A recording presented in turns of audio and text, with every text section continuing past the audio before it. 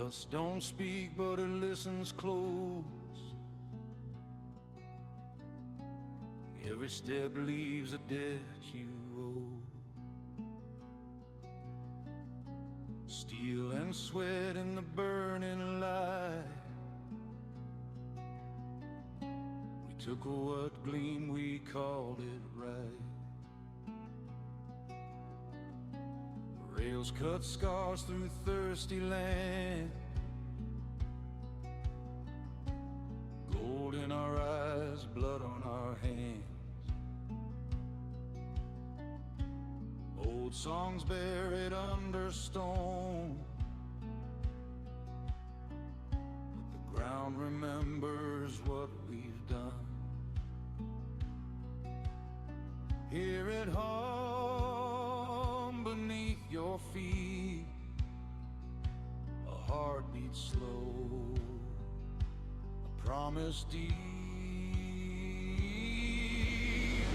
The ground remembers, the ground remembers every name carved into the sand. The ground remembers, the ground remembers what awaits when gods don't stay down. Town lights flicker, engines cry. Faith so cheap, truth walks by. Prayers whispered, bullets pray louder.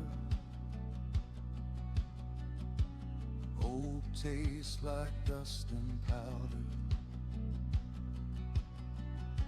We said the past was dead and gone,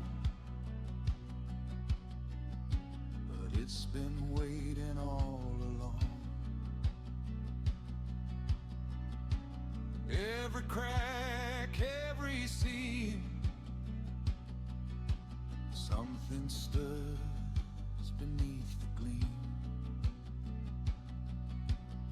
Feel it crawl through iron and bone. This land won't let us walk alone.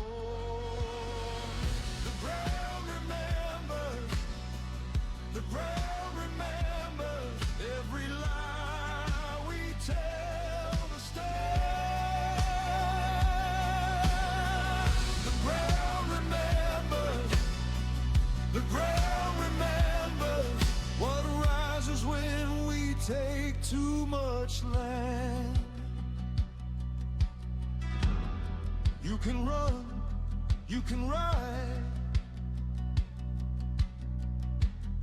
you can bury it deep inside. But when the earth decides to speak, it don't roar, it reads. Low and slow the shadow grows.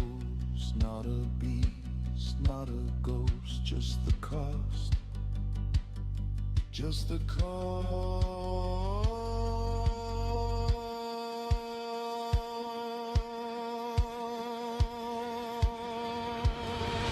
The ground remembers, the ground remembers every crown built down to man. The ground remembers, the ground remembers, and it's done waiting for command. Dust settles, but stone keeps score.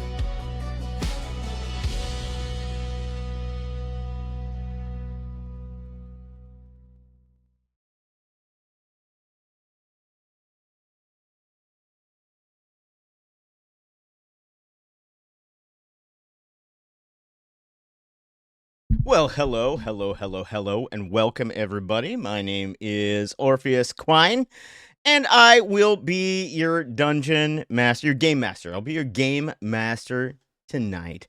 Welcome to Colossus of the Drylands, The Legend of Style Mesa, Episode 4, The Wrong Man. Why is Rob's head so big? Why do you suppose that Rob has such a giant head? Let's bring in the crew. I couldn't help but notice Oh yeah, hey. that your head is giant. Yeah, hey. I just wanted you to see my background. It's so.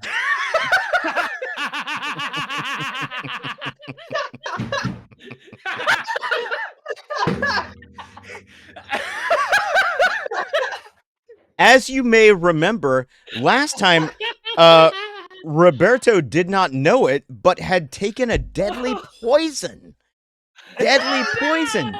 And was And didn't notice the anvil falling towards your noggin. was about. We've got a clip already. Hold on, I must read the clip in the tradition. Thank you, George, for the clip. Joyous puzzle lemur planking.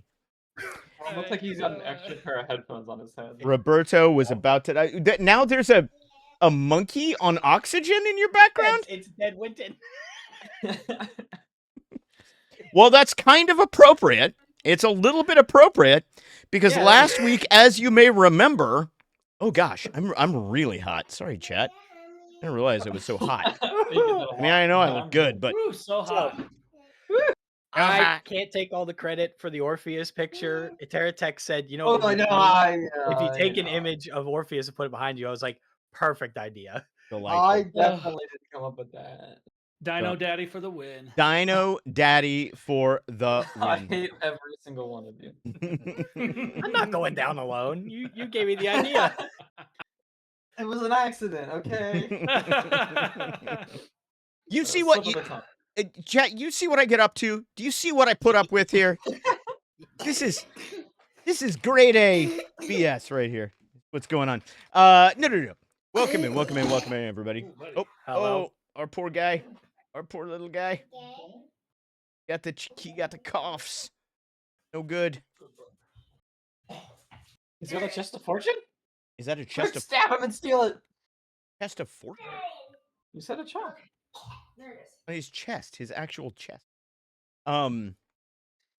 LeMayo. Well, welcome in, everybody. Welcome in. It's good to have all of you here. Welcome to our game. Let's meet our players. Now, you may notice, there are things. Wonders have been done in your absence, my friends. Hold on, I gotta find, where's my... Huh? I have lost, there it is. I've lost and then found things. Things have been altered for your pleasure, chat. Those of you who are out there who are seeking pleasure may find it in the fact that you can now see, not only hear, but you can see in real time, just above my head here, you can see the actual rolls from our characters, from our players. Somebody roll a dice and show them how awesome that is. Sure, pal. Okay, I'm sorry. Boom. Go right there. You can see their stats. You can see the rolls as they get them. That, for example, that was a 10 with hope. With hope, importantly. So that's good. As always, need I remind you, if you like these characters, and I'm not telling you that you should like these characters. I personally have a deep-seated desire to see them die. But perhaps you are not like me. Perhaps you enjoy the company of these characters. And if that is the case, if you enjoy their company, do not forget that you can power them up. Now, one of the most frustrating traits of these characters is that they will never use those power-ups because they've been sitting at full bars for 3 episodes now. We literally... Okay, well, I don't think mine was worth using in the moment I had it. I used mine twice. I'm so lovely. People but to remind you, chat, not them, because they They don't want to use them. They're hoarders of their bars. But to remind you, these gentlemen right here, they can spend a single bar of their power-ups there. Them has 3 bars. A single bar can be spent to get advantage on any roll. So any roll that they want, they can say, "Hey, I'm going to spend a charge." They can spend it, they can get advantage. If they would like to spend 2 bars together, they can actually get a reroll. Slander, how dare. They can actually get a reroll. So if they roll something and they don't like it, they can spend 2 charges to get a reroll. And if they spend 3 charges, that is an ultimate power that each of them has. We have, let's see. So we have Silas has a Divine Justice power-up that seems to involve bringing the power of the gods to potentially blind and damage his enemies. Riberto has a yet uncovered power that we only know the name of. The name is Pound Town. So he takes his enemies to Pound Town because he is a combat frog. We'll get to that in a second. And then Billy, his ult is called the Sharpest Shooter. And as we know, this affords him an automatic critical hit on one enemy anytime he expends those 3. So anytime you spend 100, it is a mere 100. A mere 100 that goes towards any of those. When you cheer, you simply have to cheer bits, 100 bits, or any increment thereof that you like. You can cheer 1,000,000 bits if you want. We won't stop you. Maybe 2 million. But anybody has 2 million bits, I'd be impressed. Yeah, I would also be impressed. So any increment of 100 bits that you cheer, 100 bits fills up each of those three things. Now, unfortunately for me, those don't stack, because if they did, we would probably make a lot more bits. But no, they don't stack at all. What happens is they just sit there forever until these guys use them. So keep your eyes peeled. We may have to come up with some kind of thing to stack these. And then again, but fear not. For each time that we get 1,000 bits in total, my friends, you can see it's already we're already at 15. We're already almost there. Each time that we get 1,000 bits, it tips the table. The table, that's a D100 roll. That's right. On a very special table that I have painstakingly created. Now, this table may give good things to our players, but it may also give good things to their sweet, sweet GM daddy. And that's what we like. That's how we like it to go when I get the good thing. So that's what we're going on. No. Yeah, no. That's how it goes.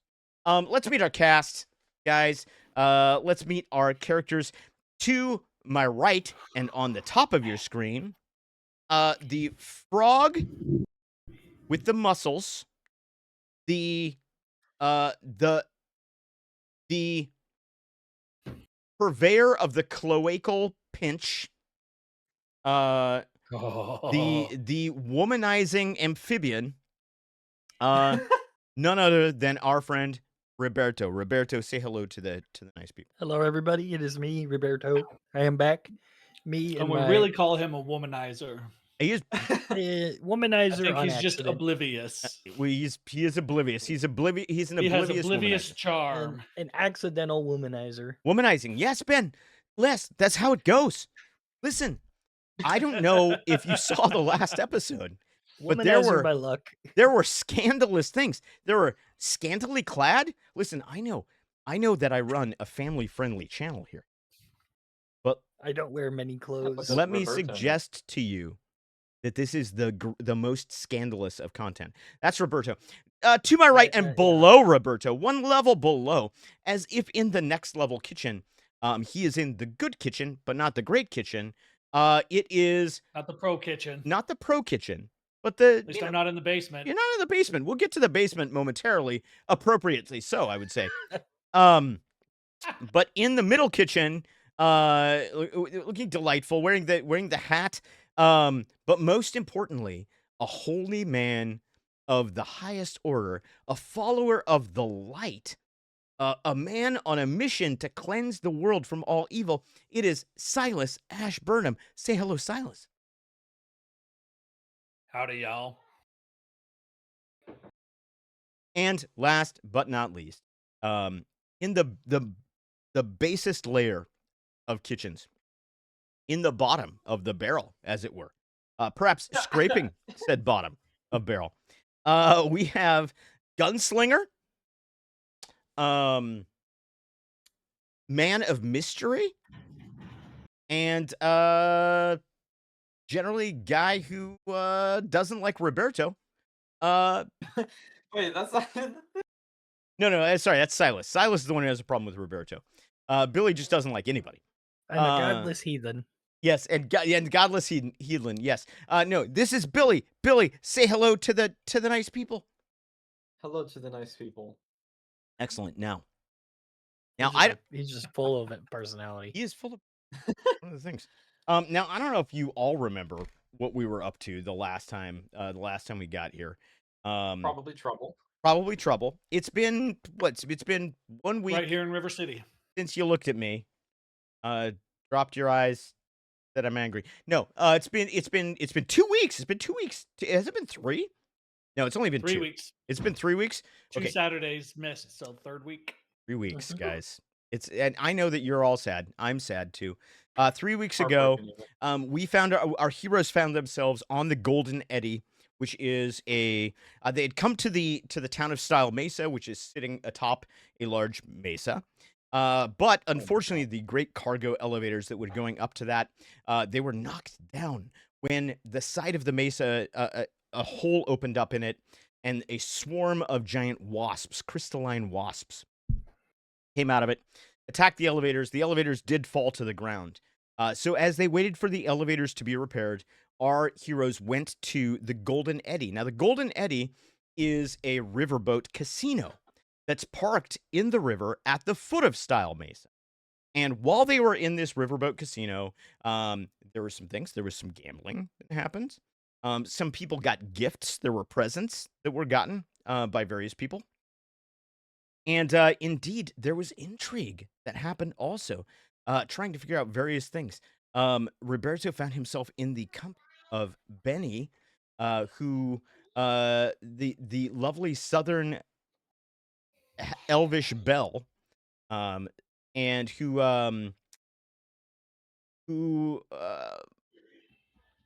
spent some time in his company.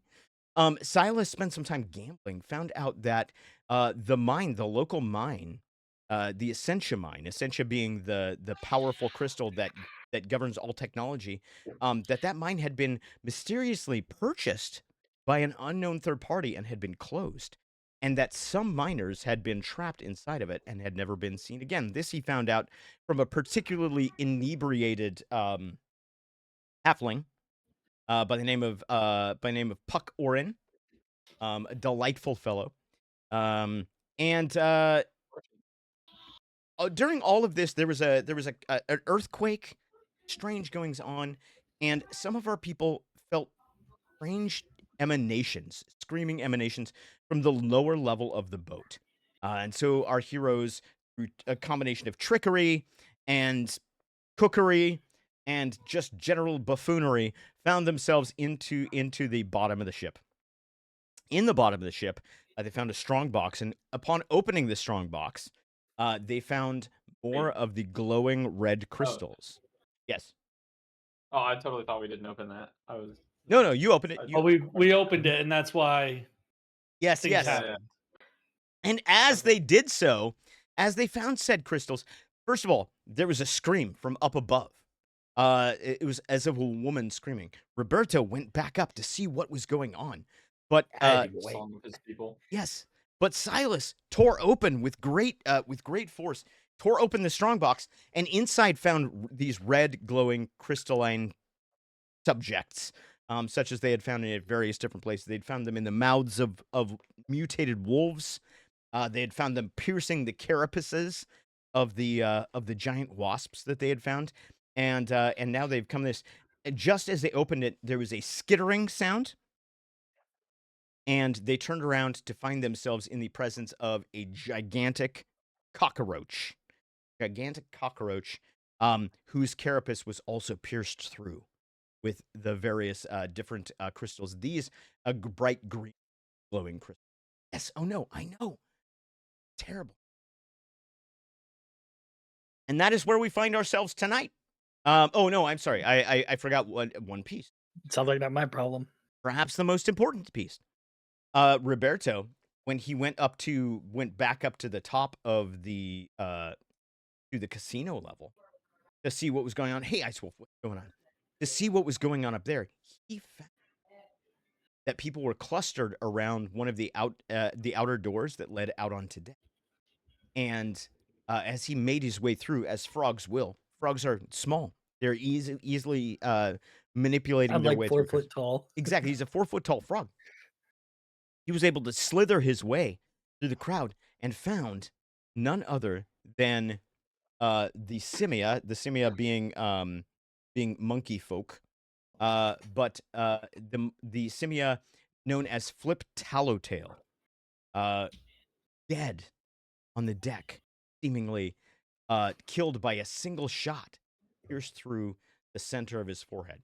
So that is where we find ourselves tonight. And I think that we will take ourselves. I think that we're going to start by taking ourselves down into hold of the Golden Eddy. So let's move ourselves down. Gonna start with them. Nope, that's the casino. Never you mind. Yes, I'm starting with them. There we go. Okay, here we go. Oh.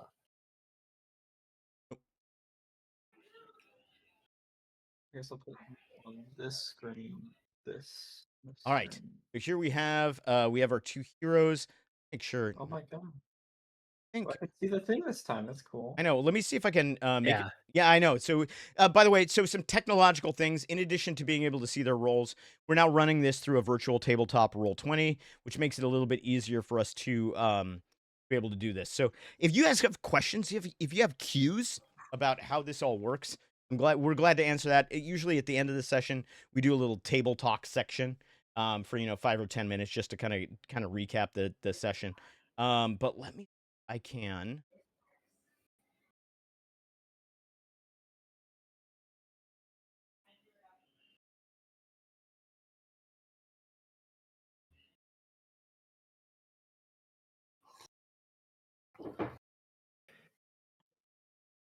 Huh. If you can see if you can move Billy around. Move him around? I'm red, right? No, I'm yellow. Hello. Yeah. I'm I moving. can't move Silas. Oh. I'm doing a wiggle. I Oh, cannot move okay. red. And now, Michael, you should also be able to move Silas. Are we abiding by the Hey. directions on this, or is this just like kind of a not to scale thing? That's pretty cool. No, this is a highly to scale thing. Perfect. Okay. So what you're seeing is each square is 5 feet, such as it were. And I've forgotten the most important. The anvil over Roberto's Where's our head. friend? The most. I'm not here. Yeah, he's Roberto is upstairs. No, I'm not Uh, here. Oh, good lord! Perhaps I've There he forgotten is. the most important. There he is. I don't know if I like that though. Can I? That is it. That is your giant cockroach friend. Are we in a warehouse of boxes? So Ben, I'm glad you asked. So you find yourselves once again in the lower level of the Golden Eddy. This is the cargo hold. So you're now below the water line. We went deep. It is huge. It is giant. It is again pierced through, the carapace pierced through with just clumps of green faceted crystals that come out. The reason you'll notice it's purple down here. And the reason is that all of the lanterns that are down here are powered by Essentia, and Essentia in its natural form, puts off a bright purple glow. So everything is cast. 10-foot bug is a big no. Everything is cast in kind of this purplish glow. there is a panoply of different crates, supply crates. There's some food. You'll notice near the staircase that goes back up to the kitchen, which is the way that Silas came down. There are crates of food. There are barrels that probably have various different ales and wines in them. They're all stepped up. The area that you find yourselves in right now is probably mostly a luggage area, it seems to be. You find various different chests and suitcases and things like that. The one that you've opened containing the 3 brightly glowing red crystals. And so, question. Yes. Which of the staircases, I see 2, is the one that I originally came down, which is the one that I did not? So this staircase over here. Uh-huh. See that ping? Yeah, I saw the ping. So that's the staircase you came down. Okay. And then this staircase down here is the one that that Silas came down. That's the that goes back up to Gotcha. That's from the kitchen. Up to the kitchen, right? That's and Riberto, as I recall, went back up this one. Yeah, because he went through the VIP lounge. Yeah, back behind the bar. Me and a Terratex came up. Speakeasy, essentially. Yeah. Exactly. Yeah, the one that I just angered the bartender so much that he was just like, "Screw it, just do whatever you want." Precisely, as we like it. All right. So it is under normal circumstances in combat, you guys would go first. However, I'm going to spend a fear. I'm going to spend a fear. Fear is fear, for those of you who may be new, is a currency that I can use. I can spend that as the game master to make moves, sometimes moves out of turn, like I have just done. I'm going to spend that fear, and I am going to first thing I'm going to do is mark a stress, because I have the ability to mark a stress to make an attack against 2 targets within melee range. I'm going to move up here so that I'm in melee range to both of these fellows. I'm going to make an attack against both of them. This is a standard attack. This is a large creature, and it's going to come in with just mandibles. It's got mandibles, and then it's rearing back up, and the legs that are coming down, it's almost a papery sound as it walks, like the crumpling of paper as it kind of crunches its way through, and it rears back, and you notice that the ends of its legs are ending in these sharpened points, and it's going to rear down, attempting to murder both of you. We're going to make a single roll. This hit. Go, first roll of the night. That is going to be an 11, but it is plus 1. Does a 12 hit either of your evasion? I'm trying to look where I can see the Yeah, hits mine. Okay. It does not hit me. I have a 13 evasion. Okay. So there it is. All right, so this is going to hit Silas. Let's see, and that's going to do standard damage is going to do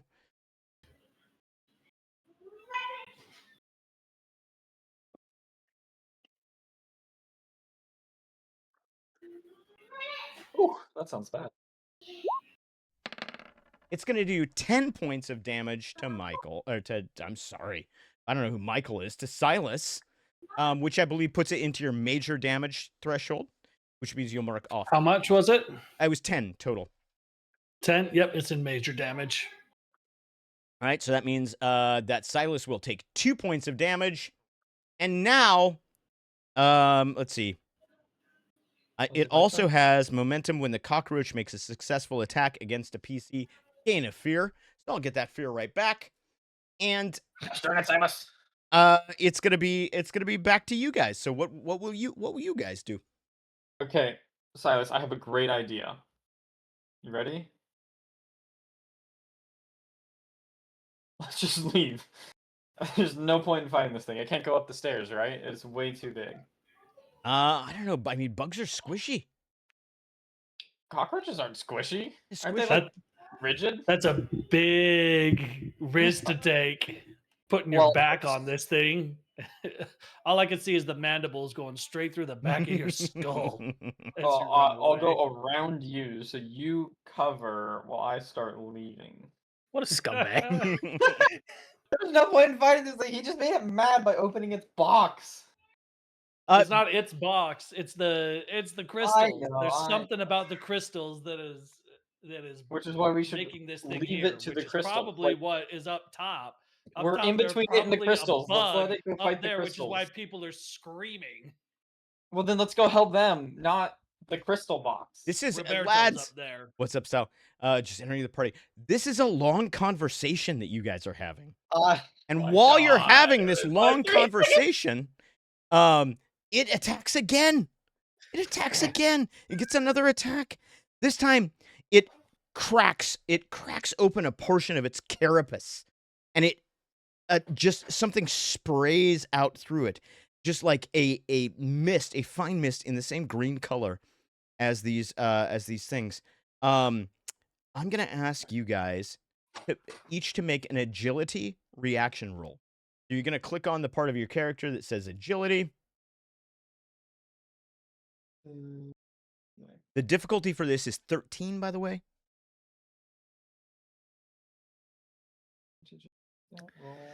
Glad I left. 16, and then fear doesn't matter because because it's reaction. Okay, so Billy will succeed. Huh.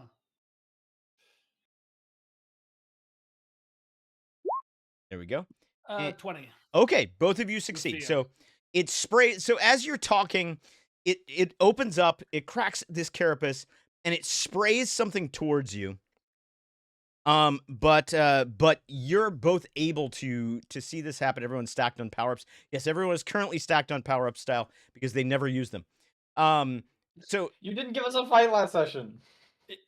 But you could use them for advantage on rolls. On any rolls. It doesn't have to be a fight roll. Immediately when I roll away and see his carapace open, yes. I send a bolt. I send a bolt beacon straight at him. A bolt. I love it. I love it. Give me that sweet roll.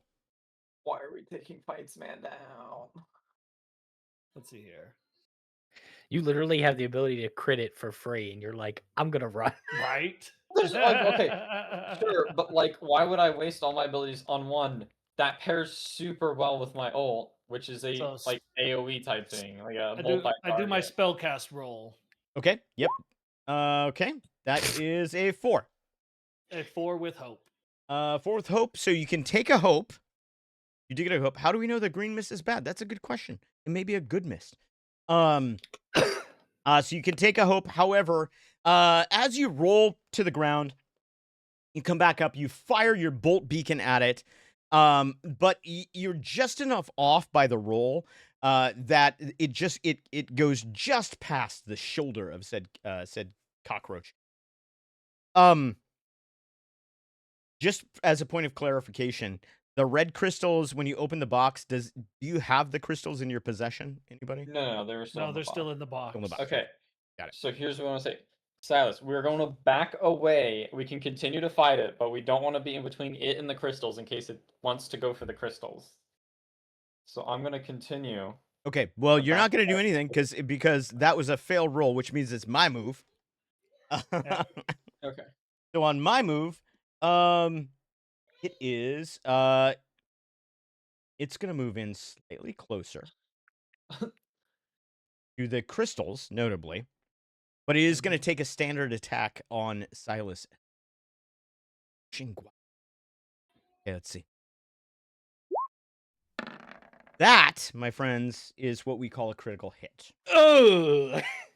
See, it touches the crystals and it becomes God. That is a critical hit. With the crystals. So that's going to hit you for the crystals, and it's not God. 12, Mr. plus Sticky 2. Finger. Why did you get out of the way of 14. between it and the crystal? So it's going to take. I'm the one who just doesn't want to steal people's stuff, and I'm the sticky fingers, really? So that is 15 points of damage to Silas, which I believe is still major damage. So you're going to take 2 more hit points. Armor slots are 1 hit point, right? That's right. Yeah. So if you take an armor slot, it knocks it down by 1 threshold. So if you mark an armor slot, then it will mark it down to. I'm also low on armor slots. I only have 1 left. Oof. Okay. So yeah, you just feel another leg just kind of pierce through you. And there's a little bit of a crunch as its mandibles crunch into you. It's back to you guys. Okay. I'm going to step over here so I can get a clear line of sight on it and get further so it can't hit both of us. Okay. And I will take an attack on it. Okay. Go ahead.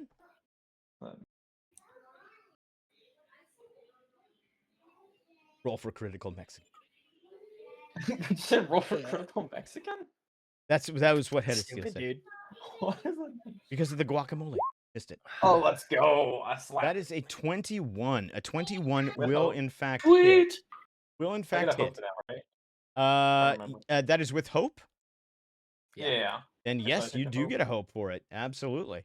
All damage, which is going to be like 2. Okay. Oh, no. It's Okay. 8. Okay. Which probably doesn't make much of a difference. 8 is in this particular case is major Let's go. hit point. Okay.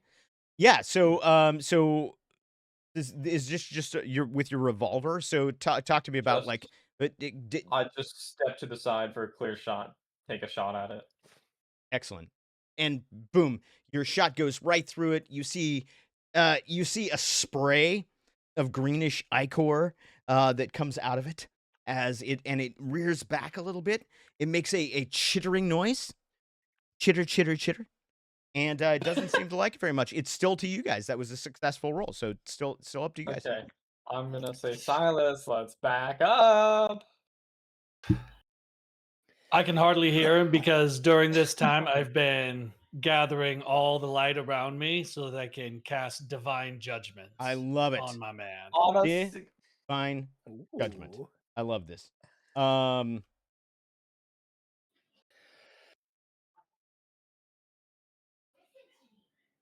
Ooh.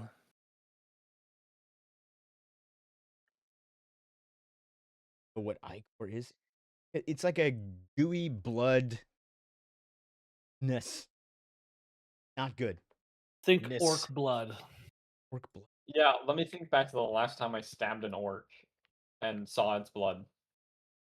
You not seen Lord of the Rings? I actually have not. Oh gosh. Really? I haven't. I've meant to. Wow. I know it's good. I've seen summaries, but I've never actually watched it. Wow. Because I've forgotten what this does. It's just bad. Oh, divine judgment. It gives like advantage. It blinds them, I think. It does blind them. Yeah. Oh, that's right. Yes. So it does blind them. So yes, the power of Shifu fills you and pushes out into the area. All of a sudden, things get very, very. You actually had it on the background last night. You actually have it fires out through you, and all of a sudden you see Silas raise up off the ground, and just as his hands raise out, a light emanates out from him.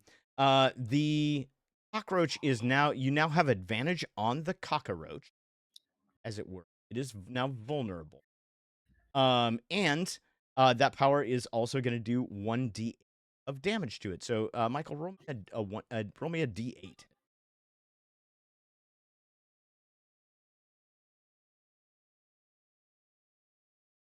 Question, how do you even do that without like a specific thing? There should be, on your character sheet, there should be an area. Sorry, let me look at one of your character sheets. So down in the lower left, there's a icon of like dice. And you can choose, if you click the arrow next to it, you can choose what die you want to roll. Yep, D8. Yep. That is going to do an additional 16 with Oh, wait a hope. minute. Oh no, that was a duality roll. Okay. Yeah, it should just be a straight D8. So down in there that, it is. Boom. Yeah. Custom roll. There you go, custom roll. That's what we're looking for. You can also do it on. Can you do 7? 7. Is 7 Still high? Minor or major? 7 is Pissed. minor, meets it, beats it. So that means it's actually major. So it's going to take another 2. Okay. 7, Yeah. 14. So yeah, this thing just the radiant power of Shifu flows through you, and you hear just this. If a cockroach could scream, this is what's happening right now. Perfect. And then I have to go ahead and Insert cockroach noises. I was gonna say, like, I'm thinking of like, what does the fox say? But what does the cockroach say? Do cockroaches make sense? skitter, They make skitter, hissing skitter. noises. Not the skitter. Yeah. Perfect. Delightful. All right. It's still up to you guys. Michael, do you want to make a move, or do you want me to shoot it again? I think it's your turn to shoot. That's the divine judgment was my move to get you an advantage, and now just rain hellfire on him. Lead, but same idea. Excellent. And don't forget to take advantage, right?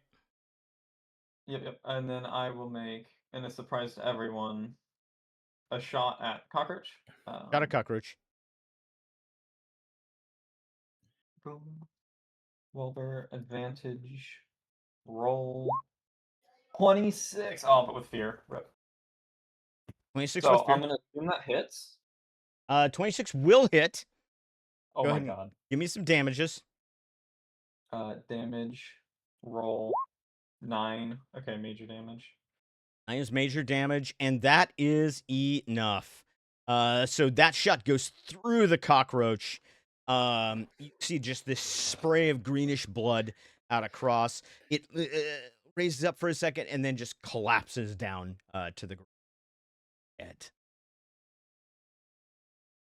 All right. And you only let Silas take a whole ton of damage for it. Right? Oh my god. Meanwhile, if we had left, he wouldn't have taken any damage. Meanwhile, back on deck. Back up on deck. We have our friend Riberto, who has found himself in a crowd. There's a dead monkey on the ground, but it's a dead sentient monkey. One might perhaps say a former friend of Riberto's, as Riberto and Flip Tallowtail had some some pleasantries at some point. And so Riberto, describe the scene for me. What's going on in Riberto's life right now? In my panic, as I see him laying on the ground, and me, being the guy I am, I just run up to him and I just grab him and I start shaking him like, "Hey, wake up! Get up!" As you're shaking him, his glasses. So one of the things you notice is that his glasses are still perched perfectly on his. Right, he had these tiny sort of glasses, the type that sit on your nose. They're still perched perfectly on his nose.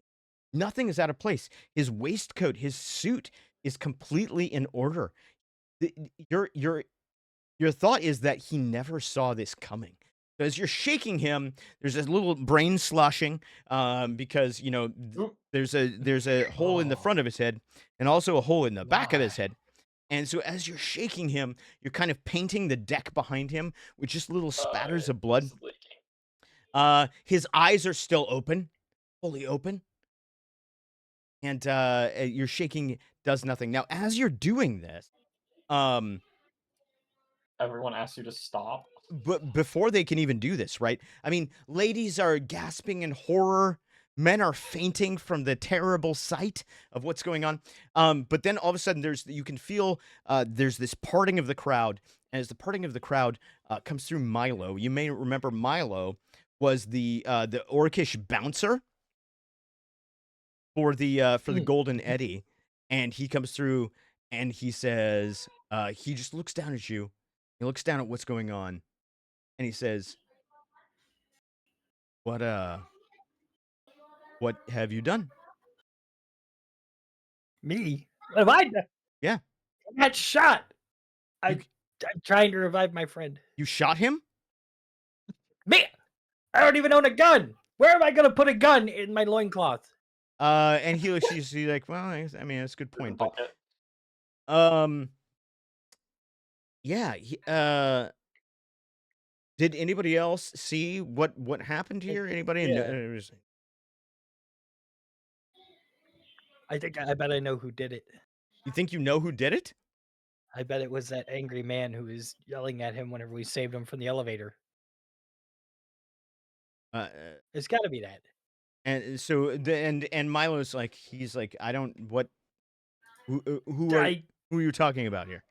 I forgot his name, but he was like a businessman, and he was holding him and yelling at him and bullying him, and I didn't like it, and I saved him from this man. It's got to be who did it. And he looks around and says, anybody else know what this frog is talking about? And everybody's like, no, we don't. You know, It's Riberto to you. Don't call me frog. he says, "All right, everybody, disperse. This is just a high security matter. I'm gonna take care of this. Need everybody back inside the boat. Let's, let me take a look at this." And so everybody starts to kind of, generally speaking, move back towards the inn. And it leaves you alone. So do you stay or do you go back in? I'm not leaving. I look at him and I'm like, I'm staying here with my friend to help figure this out. And so the two of you are there. Going back to Silas and Billy. So Silas and Billy, what are the two of you up to? I would like to go up the staircase and see if anyone's in that bar area now. Okay. So you go up the staircase and... Well, sorry, go ahead. Nope, go with him. I'm gonna stay here for now. Oh, you're staying down in the hold? Okay, perfect. Yep. So Billy goes up the stairs. As you go up the stairs, you find your way back into the VIP lounge area. People are starting to funnel back in. You see the preacher that you had spoken to previously is starting to filter back in. The bartender is kind of finding his way back behind the bar. There's just this low murmuring through the people that are there. Something has distinctly happened. I'll probably just go back up and look for Riberto. Okay. Got it. All right, so you find your way back out onto that. Nobody really is stopping you. You're finding your way back out onto the casino floor, and you go. Try to be a little quiet about getting back onto the floor so no one really knows I was down there. Yeah. And you're able to do that. There's people are highly distracted at this point. Distracted. Yeah, you have no idea what's going on, but people are highly distracted for some reason. And so you find your way back out onto the casino floor. As you do, you notice that people are kind of filtering their way back in from this outdoor area that seems to be towards the back end of the boat, where you can get out onto the deck. And most people are kind of coming back in from that particular direction. If I go towards it, because I know Roberto left us at the screaming of people, so if everyone's leaving that direction, probably go there. Okay, perfect. So you go that direction. As you go out onto the deck, you find your way out onto the deck. You find yourself in the presence of Milo, this orcish bouncer, and also Riberto. And in Riberto's arms, you find a monkey man that's got one clean gunshot directly through his head. All right, we're going to move back down to the cargo hold, back to Silas. Silas, what are you up to in the meantime? What have you done? I am curious about these crystals coming off of his carapace. And so I go into my meditative state that I learned from my time with Master Shifu and use my light magic to see if I can remove any of those crystals off of his carapace. Yeah, absolutely. Let me get a let's see. So you're gonna try to remove them with a magical kind of. I think his magic is called a hatchet. Yeah, you're gonna remove them with your magical hatchet. Okay. Magic helmet. So I'm gonna say let's make that into let's call that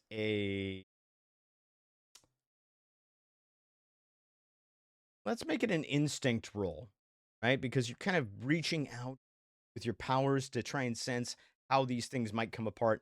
So go ahead and give me an instinct roll. I'm gonna make the difficulty 10. Case. Sounds good, and I will use that. I'll spend a hope for my experience. Excellent. So that'll give you +2 to the roll as well.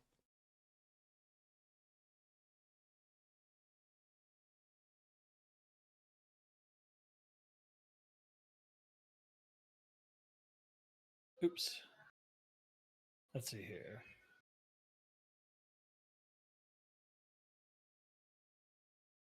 Rolling 9 plus 2 to 11. An 11, absolutely. Sounds. With fear, though. That is one with fear. I will take the fear.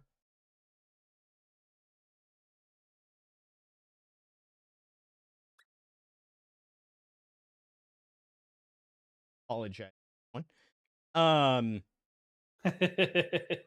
Okay. So, yeah, so you're able to reach out through your senses to find the way that this is connected in, and you're able to break it off, and so you're able to take one of these.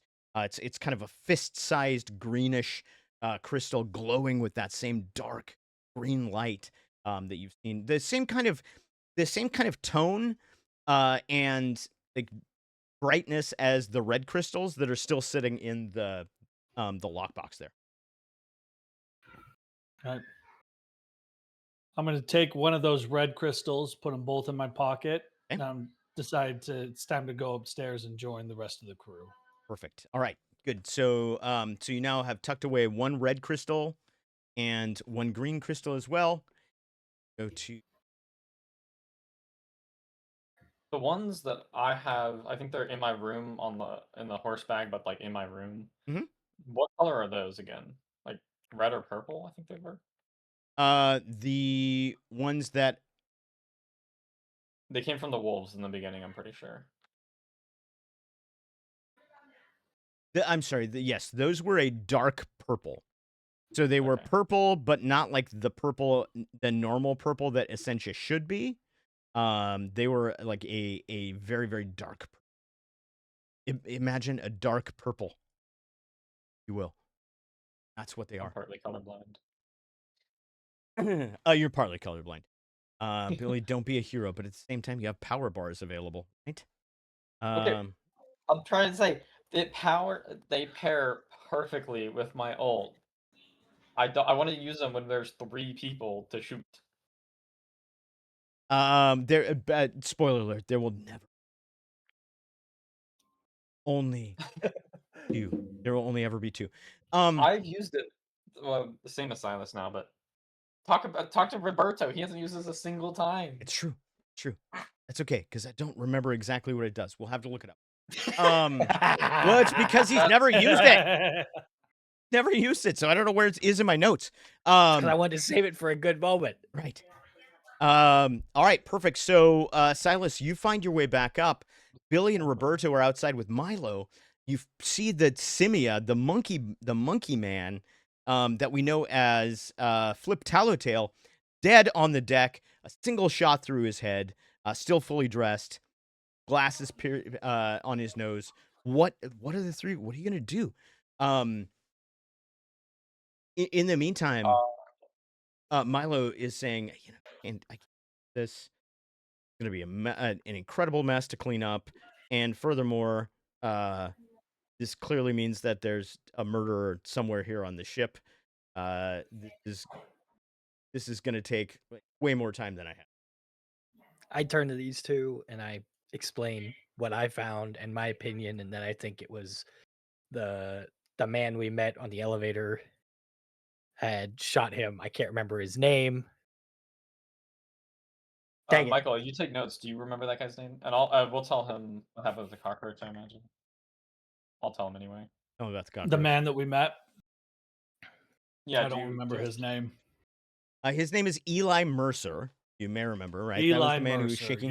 Yeah. He also told you that he is he's the proprietor of the general store, up on Style Mesa, and he is also sequestered within the boat. Him. Didn't we get a job or something for that? Like we were supposed to go meet up with him or something? Yeah. He when you first met up with him, job for us to talk to us tomorrow. Yep. He said that there were some things that he needed dealt with in town. There was some kind of, he was obviously interested in. So if you remember correctly, the reason he was shaking Flip down was Flip had sold him some fake crystals that looked like the crystals that you have been finding in the various places, right? Mercer indicated to you that these crystals are extremely valuable if sold to the right people. that they may in fact be extremely powerful, and that Fliphead sold him some counterfeit. No. Okay. Now, boys, I got an idea. What if we meet up with him on the guise of early, on the guise of selling him the crystals, see what he'll tell us about them, and then we turn him in. Or we beat the hell out of him. I like that idea That's better. also an option. I think an interrogation is in order.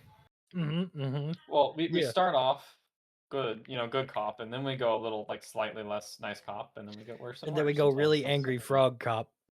Okay, let's leave the frog outside to begin, and then when it's time to get mean, then we bring the frog in. That'll be good. That'll be good. Okay. So they're not back in the tavern style. They're actually on the outer deck of the ship itself. Still, I just don't. The picture's not great, but they're on the outer deck of the ship, with the corpse of the monkey man, who is there. They've been talking about Eli Mercer, who is somebody that they found kind of shaking down this Simia person in our first episode or our second episode, because the monkey had sold him some counterfeit crystals of the kind that they had been finding. Definitely, he's a con man. I'm pretty sure. Definitely was a con man. No longer he would be an ex-con man at this point. He's reformed. Yes, he's quite reformed. Quite reformed at this point. He will never con anyone again, it would seem. Rob's only friend was a gunman. Well, I guess he's also got his horse. He does have his horse, who, as you might remember, is in a random hotel room, right? On its No, it's essentially a Pokeball. Thank you. Yes, is in basically a Pokeball. He got the It's like a suitcase, right? Yeah. But it's like a Pokeball suitcase, if you will. Yeah. Okay. Yeah, essentially. Absolutely. That's something he needed. His little pony. Yeah. And as I recall, if I remember correctly, I did mention that as long as the Fred, which is the no-horned unicorn, miniature unicorn, notably. Yeah. He's got a nub. He's got a nub, right? He's got a nubbin. As long as Fred is within the case, no harm can come to him or to the case itself. In fact, it is mystical. Oh, this was a gift. Wait, we have an invincible case thing? You have an invincible case? Yes. It can only fit Fred. It can only fit Fred. That is true. A case that was provided to him by Benny, who seems to be both the owner of the Golden Eddy and also a person of some significance in town. Sometime paramour, perhaps, of Riberto also. And there was also Billy was given a gift at the same time in his room. He was given a magical stone. I haven't gone to my room yet. Yeah. I spent the evening on the tables. Yes. This is the only one who hasn't people. Yeah, Silas has yet to go to his room, so it's delightful. All right, so the three of you, here you are. You're in the middle of a murder scene. We're talking this out. What's next? What's next for this crew? I think there needs to be a bit more investigation going on. I mean, Riberto, how many people did you talk to? Just one. Just Milo. He was the only one who talked. Everyone else was panicked. Ah! I will ask, hey, why is his brains everywhere? That look like a clean shot. Meanwhile, I did this. I have him in my hands, and I'm showing how I'm screaming, and I just do this, and he just falls. I'm like, oh gosh. Yeah, he just falls. It's a full Weekend at Bernie situation that's going on now. This is what's happening. It's like we're shaking this man, and then he just, as Riberto goes, he turns to talk to you, and the monkey slides out of his hands, thunk, just squish on the deck. Hey, Riberto, are we sure he was dead before you started shaking him? I couldn't tell you. I was trying to figure that out. Well, I think the brain matter flowing out of that eye hole tells me more than enough that I need to know. Yeah, I think he's certainly dead now. He wasn't dead by character. Really He's dead by bullet. He was dead whenever I grabbed him. That's for sure. Okay. So where is everybody gathered? So everybody has gone back inside for the most part at this point. So it's just the three of you and Milo out on the deck. And Milo just the three of us and nobody else. Yeah, just the three of you, Milo and the dead guy. Milo has now gone to kind of patrolling around the area, right? He's looking around the area. He's trying to find out like where, if somebody had a gun and shot this guy, like where could they have come from? That's kind of the mode that he's in right now, trying to find clues as you would. Yeah. I'm angry. You're angry? This type of murder angers me. And it seems like everybody's just letting this monkey die for no reason and doesn't give a dang and is Excuse walking me? in, going back to gambling and drinking. Yeah. And What are I they gonna am do? They're not gonna pissed. solve murders. They're just He was random one of my people. buddies. I didn't want my friend to So- die. My character, can I grab him? Can I grab him on the here? Or- You're grabbing. Who are you grabbing? Himself. My character token. Oh, yeah. I'm sorry. Yeah. Hang on. Sorry. Oh, it's like it resets per scene, I guess. So we can- Well, the way I have it set up, if I was smart and if I had like taken the time to do this in advance, for the next time I can make it so that tokens are persistently attached to you, but I just didn't at this time. That's fine. Give me a moment. Bye. This man. You should have control of him now. Okay.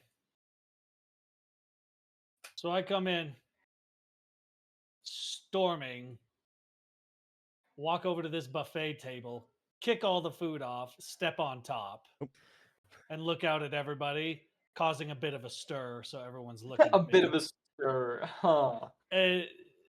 Everyone knows I'm only recently converted to the Order of Shifu. I am a recent he's knight. gonna start getting a preach. I was He's a- raised I'm gonna start to as follow him, by the way. a knight of the Order of Kudamat. That's what I was raised. And so my experience recently is in light magic studies. But one thing that knights of the Order of Kudamat learn is essentially that the stare of the devil. It is the dark presence stare, where you look out into people's eyes and you stare through their souls, and they see the depths of hell Oh through gosh! your eyes. Wow, we're going hellish. We're hellishly rebuking. And I let the light go in my rage and embrace what I was raised to embrace in a moment of pure passion and fury. And these people just let this man soak in his blood out on the deck Well, and walked away. in my defense, some of that If blood was any of kind of my you, fault. if any of you have any knowledge of what happened out there, tell me now. Because if you don't, and I find out, hellfire will rain down on you. This is amazing. So is this a power? Does he have a power that he's? It is my experience, the dark presence stare. Okay, so I'm gonna ask you to make. You're gonna spend a hope to use that experience, which absolutely is gonna apply. You're gonna then make a presence roll. Your difficulty for this presence roll is gonna be 13.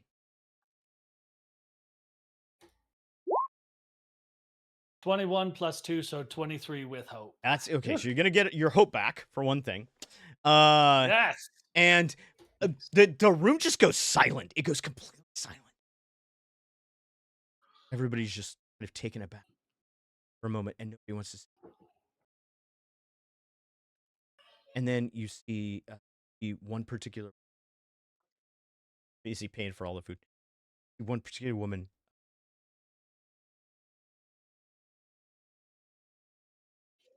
Don't know. I don't know who did this, but you know that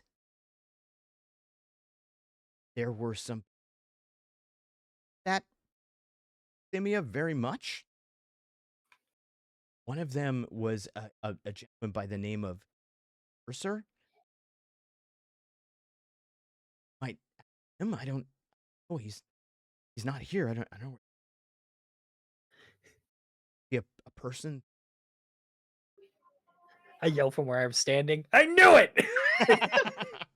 Oh God, not even the frog knows it. Let's go. think. Yeah. I thank you, good lady. Thank you for your honesty. Thank you for letting me know. We will work to see that this man is avenged. Yeah. You're welcome. It's great. Just gonna go over here if that's okay. Kind of like. Oh, hey, what's up? Frog Yep, boy, that lady's getting let's- shot next. Frog boy, let's go find the owner and see if Eli's staying here. Because if he is, we have a few words for him. Excellent. He so is. while this is going on, let's go back to Billy. Billy, you're still outside, on the deck with the body. What are you up to? I just want to follow them. Oh, you're gonna follow them? The group. Yeah. Okay. Can I wait? Can I go back outside to the body? Yeah, of course. Yeah. Do your thing. Because I want to. I look at them and I'm like, I want to bury him. Where's his burial customs? Wait, did you say you're gonna bury him? I want to bury him. He deserves to at least be buried. He doesn't deserve to be left as a dead body. Okay. Yeah, you're on a river. What do you need to pitch him over the side? No, isn't it docked or something? Yeah, it's docked. We It's should be docked. docked, right? Yeah, I was gonna take him outside. Well, does anyone know the burial rituals of Simia? Can we add that to your speech? Can we go and be like, hey, anyone know burial rituals of this That's man? true. That would be that. I don't know if he was religious or anything. That's Yeah. a good question. So Silas would certainly know. Silas is a devotee of the old gods. We don't know what, at least we don't know here in our midst what the religion of Flip Tattletale may have been, if in fact he had any, at all. So Well, yeah, I guess my suggestion would be if nobody knows, then we can do burial ritual for those of the Order of Shifu. And we whatever. can build a burial pyre and burn him. Sure, sending him whatever back to the light. stupid religious crap you got, I'm good with. I mean, what is the most common religion Riberto, in the area? Frog boy, you go get him. Mm-hmm. Billy, you and me, let's go outside and gather some wood to build a burial pyre for him. I go outside to grab him. In the desert, a place famous for not having trees or anything. I mean, there's trees, right? If you've ever been in high desert of any kind, there's it's not like they're small. Yeah, it's not. You're not gonna have like oak trees and stuff like that, but there'll be shrubs. Go gather some tumbleweed. Yeah, tumbleweeds. Like there will be things you could use. All right, I will assist them in this. Perfect. Okay, so the two of you go outside to gather wood. Riberto, you go back out to get the body. Mm-hmm. And as you start to pick him up, Milo, who is still there on deck, turns around and says, What are you doing? We're gonna bury him. Okay, well that's great, and I'm all for it. But has it not occurred to you that that's evidence? So I'm gonna level with the chief, and I like put my arm on his shoulder. You so keep in mind, right? You're 4 feet tall. Yeah, so I'm like reaching. He is 6.5 feet so tall. It's more like you're putting your hand like on the side of his arm. You put your hand. You put your hand out. It's about crotch. It's about crotch height. Is what's going on here. So I like grab his arm. I'm like, listen. You grab his arm. I look up. I'm like, we're taking him and burying him because he deserves that at least, because he didn't deserve to get murdered. Okay? Yeah. Oh, that's fine. That's fine. I listen. There's time for all of that, but don't you think that maybe we should? Again, we have a murder scene. There's a crime scene here. Don't you think perhaps before we start burying parts of it, we should at least, try and put together what happened here? Fine. What do you suspect we should do? And you just drop him, right? So you're just holding on to him. And you're like, fine. And you just drop him, and you just like, boom, squish again, like the back of his head just squish on the deck. I'm gonna be real. However many times he's been dropped, we don't know where his dead body was initially. There's blood everywhere. There's only blood everywhere because you shook him. You shook his head all over the place. He's like, he was right here. There was probably a lot of great evidence to get from this body before Riberto did everything in his. Maybe Riberto did do it. Maybe Frog Boy. Why don't we look through his pockets. Maybe in he his does have a vest to gun see in if his there's prison anything pocket. on him. My pockets. The all pockets I don't have. The prison No. pocket. Silas's pockets. Look through. Not Silas. Look. What's his face? Monkey Man's pockets. Flip Tail. Flip Oh, Tail. yeah, What's in his pockets? Let's see if there's any money in his pockets or anything. Well, sure. It'd We be can a search shame. him. Maybe he has like some note on him. Maybe he has a crystal on him. I don't know. So All note right. on him that says, if murdered was probably... Well, that's what I mean. Yeah. I was like, yeah. That's why I was like, Milo could tell me what he wants to do. Yeah, so you open up his pockets. There's a note in there, and you unfold it and it says, in case of murder, call, and there's a phone number. No, it's not true. None of that happens. None of that happens. I do want you. So you're gonna, but you want to give him just a general general search over. Yeah, kind of like search over. I'll look around the area a little bit. Okay, but you want to See search if I see search anything. the body Yeah. specifically. Is Yeah, what I'm hearing. yeah. Okay, perfect. Then I'm gonna ask you to make. This will be let's comprehend. This is gonna be. Actually, I'm gonna make it so talk to me about how would Riberto investigate such a thing? How would he go about doing it? Why is this guy in charge of investigating? Well, we could check his pockets. Okay. That would probably what I would do first, and then use my very, very wide-angled eyes to look around the entire crime scene and see if Okay. I can see anything. Okay. Cool. All right. Cool. Yeah, I'm gonna ask you to make. This is gonna be an instinct roll in this particular case. You're rolling to perceive, so it's an instinct roll, which for you I believe is a +2. So go Yeah. ahead. Ooh, 19. 19. That's good. That's very good. With hope, That's by so the way. So amazing. take yourself a hope. Yeah. I'm full on hope. Yeah. You notice as you're going through his pockets, you notice a bulge. Oh. There's a bit of a bulge. Oh, no. He's a little Is too that an happy to see unregistered us. firearm, or are you just happy to see me? But it's in one of his waistcoat pockets, right? And so you stick your Right, hand so in there it's as if to small. kind of like get what's in there, and you realize it's not in the pocket. And so you flip the coat open and you look at the inside, and you can feel the bulge there too, but there's no pocket in there. It seems almost like something might be sewn into the lining of this coat. Well, I'll just rip the coat open. You're just Hey, gonna you you're should just gonna rip it open open. And Yeah. Milo's like, "Hey, just- what?" And you just And I'm like, I just look at him. I'm like, shut up. you rip it open at the seam, and inside, it's sewn into the layer in between the outside and the inside of the garment, is a small, about a 4-inch shard of crystal, green crystal, just like the ones that you've seen piercing through the carapaces of the various things, pulsing with the same dark light. Hey, he had one of them rocks. It's taken him a while to gather the body. Yep. So I'm coming to check on him because I've got the pyre built. It's ready to go. Got it. Okay. So yeah, And I as you, see the Yep. I see the crystal in his hand. I'm like, hey. Yeah. And I pull Check it out my out. green Rock crystal collecting? from the cockroach. Like, Yeah. Oh, a at this. cockroach. yeah. What cockroach? No, told him- we Billy told you told about you about the cockroach. Oh, that's right. Really Oh, cool. yeah, that's right. The As giant you thing bring killed. the two green crystals into proximity with each other, they start to like glow and pulse, and there's this sort of high-pitched hum comes off of We them. touching tips? The closer they get together, the more this sort of I wonder. Real quick before we go any further with it, I just like look at it and I go. I you just see. like lick it. Oh, you lick it. I thought you were really just sniffing licked it. it? Frog boy.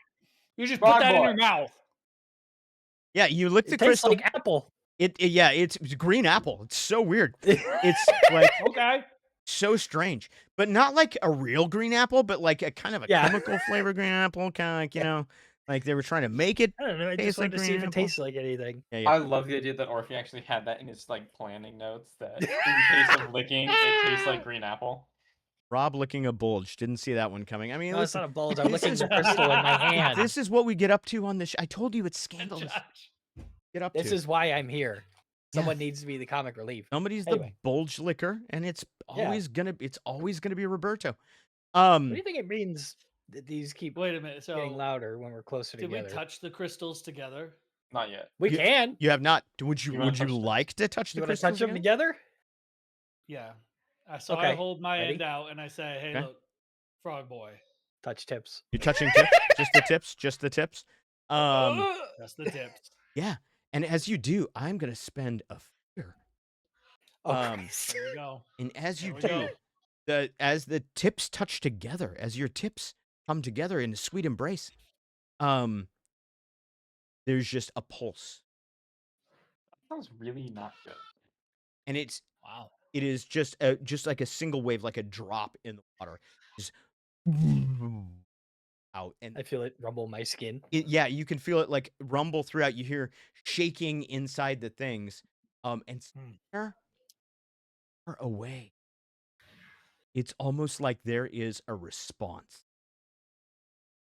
And the note's a little bit different, but the note that comes back is like multiple tones all. And Is it from a specific direction? yeah, it's from it's back in the direction of the mesa. Great, that's really unhelpful. I don't like that. And that's it. It's just the one pulse, and then from very, very far away, the response note, and then the earth begins to and you get a good minute of just earth shaking, and again, water sloshing, right? You hear glasses breaking in the main part of the casino. You hear people screaming, and then it just goes back. Well, I'm going to interject and say we'll not touch those together anymore. That was fun. We should do that again. No, we should do that again. That was cool. Riberto but just let's does it again. Not do that. No. Frog boy, why don't you keep yours? I'll keep mine. We'll keep them apart for now, but I look over at Milo and have you ever seen crystals like this before? And Milo says, I don't know what that is. I mean, they look like Essentia crystals, but clearly not Essentia crystals. What? And he's like, Frog, I'm gonna need that. That's evidence. Nope. No. Nope. Where's You ain't Milo taking it. at on this? You're not taking the crystal, bud. But I don't think you understand. And I just like I try to put my finger to his mouth and go shh, But again, he's very, very tall. Sorry, Yeah. what did you say, Billy? Where's Milo at? Milo is on the outer out here deck with us. as well. Yeah, I don't have that here. Just like right next to Riberto. Can I go? He's like, literally right standing behind next to him me and make because him I'm like uncomfortable? trying to shh him with my finger. Yes, do it. Do it, Billy. Yeah. So I'm just saying, like, clearly not saying anything, but like, we're doing what we want here. We've decided we are the rule of law. And he says, I don't think you understand exactly how this works. My responsibility is security on this boat. So what I say goes. And really? as he does that, there's just a clearing of a throat. And all of a sudden he stops and he just looks at the door back into the boat, and the three of you like look back at where he is, and there silhouetted in the doorway it's Benny. He's there for full full attire, like the full dress, and she's there and she says, Milo, now let's not forget our manners. These here people, they're guests of ours, and well, it seems that they want to be helpful, so I think we should them see to things their own way. Just wouldn't you agree? While she's saying that, I'm like looking at him with my arms crossed with like a snarky smile, like Yeah. And he looks at her, and then he looks at you, and he's like got this frustrated look on his face, and he goes and he starts to say something, and then he looks at her again, and then he thinks better of it, and he says, all right, fine, but I'll be watching you, and I want to know whatever you find out. He's like, now I'm gonna go look for some more evidence. He's like, don't touch the body. Don't burn it. And he says, and I want a report back from anything that you find. Do you understand me? Maybe. I understand exactly what you're saying. Like, good. And he just kind of shuffles off down the deck. And Right, as he leaves, I'm gonna say, like, just loud enough he can't hear it. So are we burning the body? Of course we are. And as he's walking away, I go to like say something, but I turn, and as I do, I kick the monkey's body on accident. No, jeez, because he said don't touch it. Like, oh. And it just kind of flops over. It rolls. In fact, it rolls kind of towards the It kind of rolls towards the edge, precariously close to just going over into the water. It was like kind of one arm, like one monkey arm, hanging off of the rail, and you have to like very quickly scamper and like pull him back in. Yeah. Oh god. Yeah. And Benny says, I quickly pull Billy to the side and just look at him and say, there's something else going on here. I need you to do two things for me. First, figure out where he was shot. You're the gunslinger here. Idiot Frog Boy is the only one who saw where he fell, what direction he. Yeah, but from what direction? The front or the back? Don't be a dummy. You know, Okay, you're a can I make gunman. You know. Okay? Investigation So roll you- on the you talk very to Frog disfigured Boy. body. Yes, talk to Frog Boy, figure out what direction his body was laying in, and figure out if maybe we can find the bullet. Because there's obviously an exit wound. So if he was shot in the back of the head, maybe we can find the bullet. And number two, Benny seems to know a little bit more about than I think that she's letting on. Benny's still here, by the way. Frog Boy. And I'm whispering. This is whispering. Yeah. No. I'm pulling him aside. No, I got it. I just want to make sure that we're still clear on the fact that she hasn't left just yet. No, I think that she has. I think that she knows more than what she's letting on, and she obviously has a thing for that idiot. So please guide the idiot to see if he can get some more info out of her, because I have something that I need to go look at, and I leave. Real quick, how big is the crystal? I have the crystal that you have. It's about 4 inches long, and it's about the size around of like a highlighter, like a marker. Okay, I was gonna hang it from the string on my wolf pelt. Oh yeah. You can fully you're gonna wear it like in full view. Okay, we can do this. Yeah. Delightful. All of this is good. Then I will start working on trying to get Riberto to show me how the body was and do an investigation based on my incredible Slyvorn background. Yeah, so so Billy, then I'm gonna need you. So this is an analyze. So this is gonna be a knowledge roll on your part. It's the amount of information you get. I'm not gonna give you a difficulty per se, but the amount of information that you get will be based on how good your roll is. So any sort of advantage or disadvantage? If you'd like to spend a power bar, you could certainly take advantage. Well, I was thinking like sort of you could say I have experience, but do you have an experience that's your experiences are sharpshooter and quick draw? I would say a lot of gun stuff, but also the body has been mildly altered.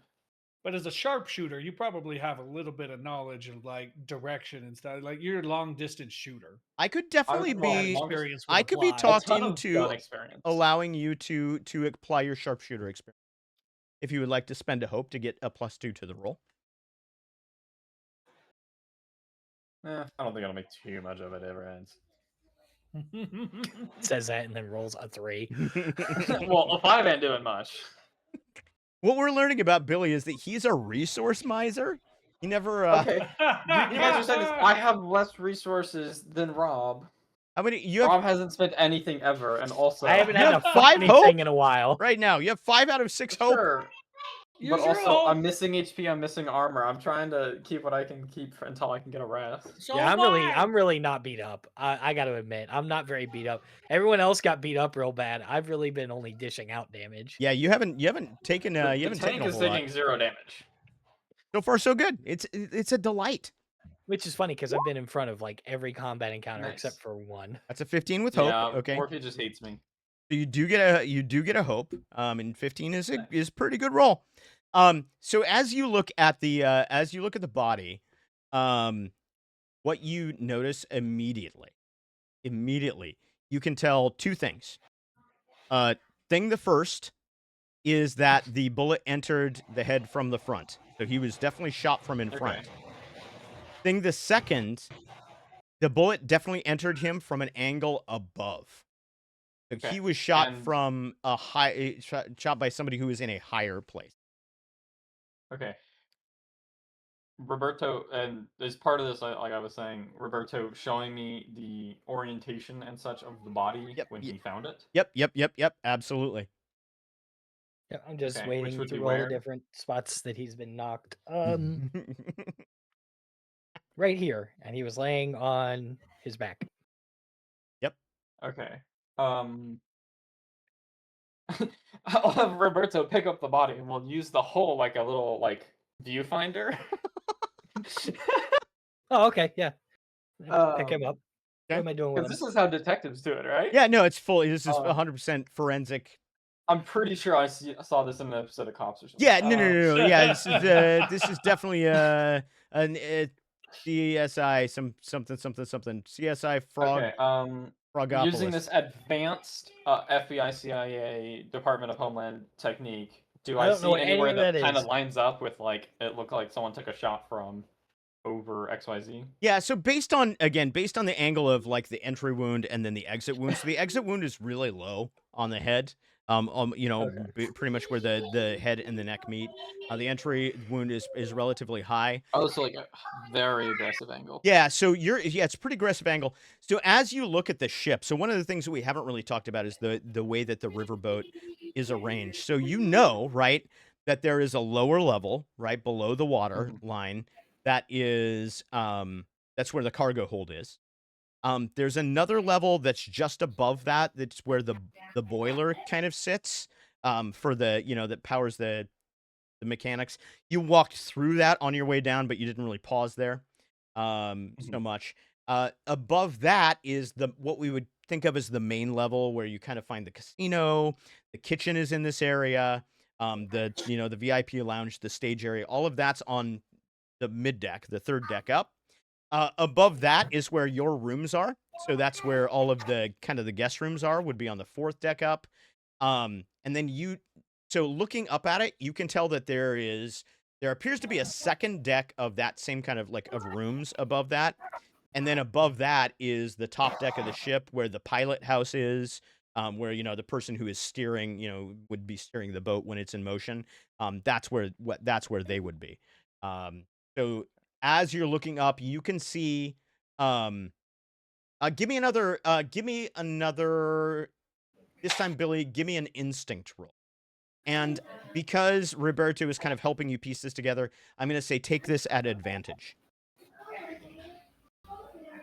Roll 16 with hope.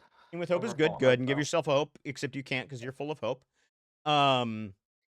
Perfect. Okay, yeah.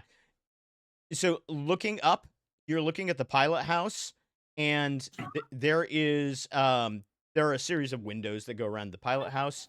One of those windows that's on this side. You're on the starboard side of the ship right now.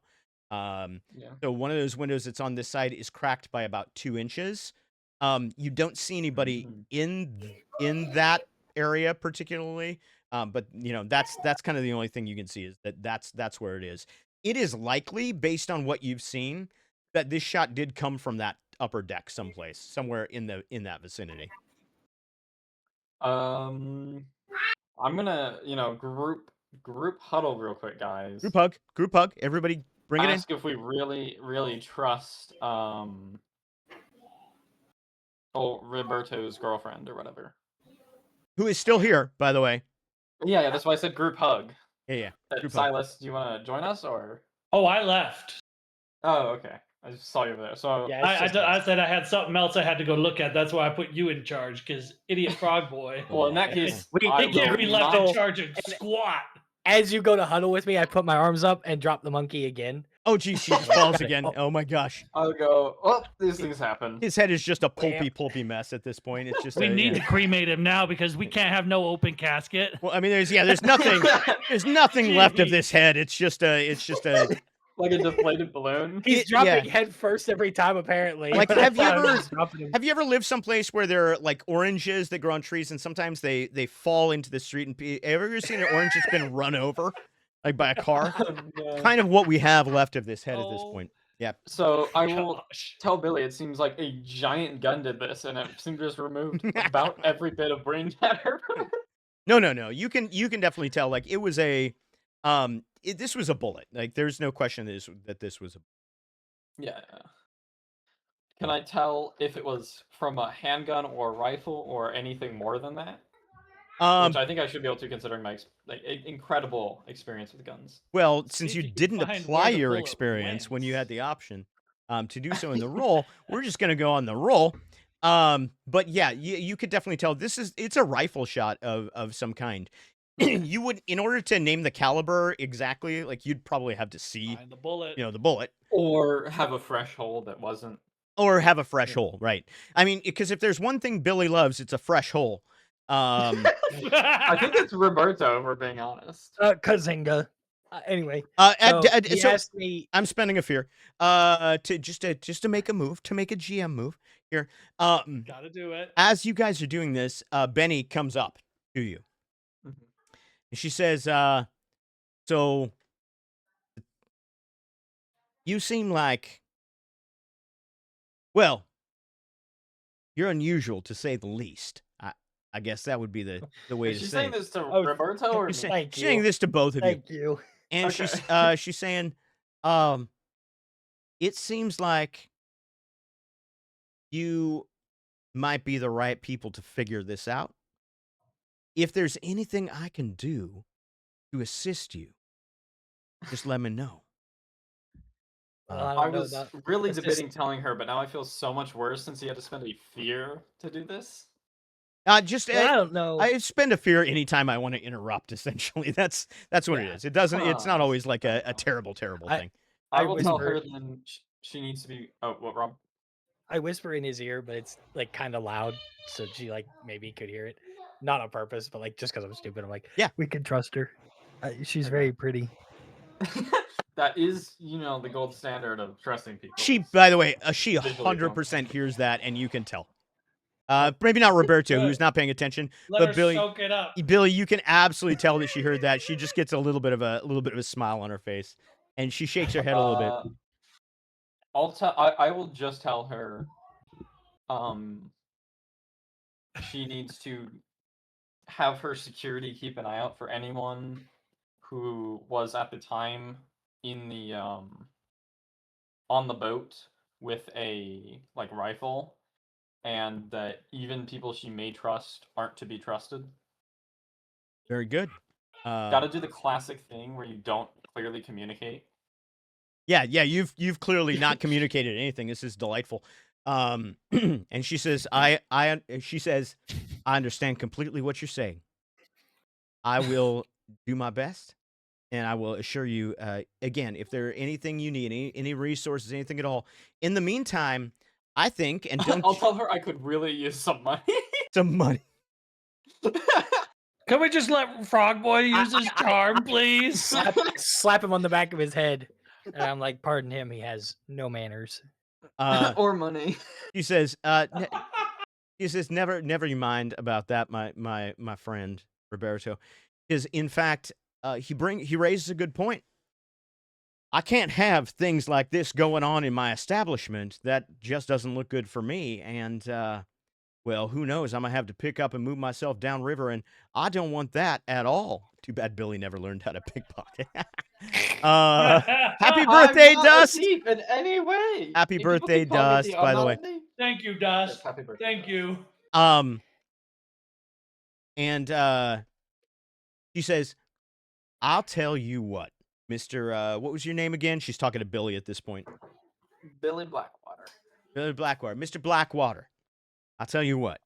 If you can sort this situation for me, I would be glad to make recompense in a way that is perhaps appropriate. I believe you've already received one of the gifts that I left behind for you. Is that not true? Yeah. Oh, yeah. I don't know what that word means.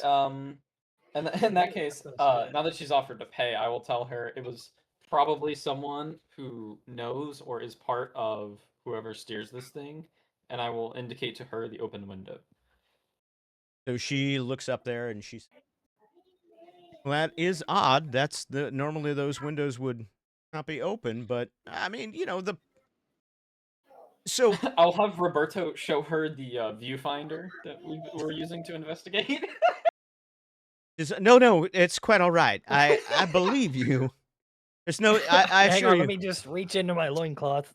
Oh gosh. Oh no. No, don't do that. Oh. I believe you. But certainly I will be glad to, if you are able to sort this thing out for me, I would be more than glad to make it worth your while.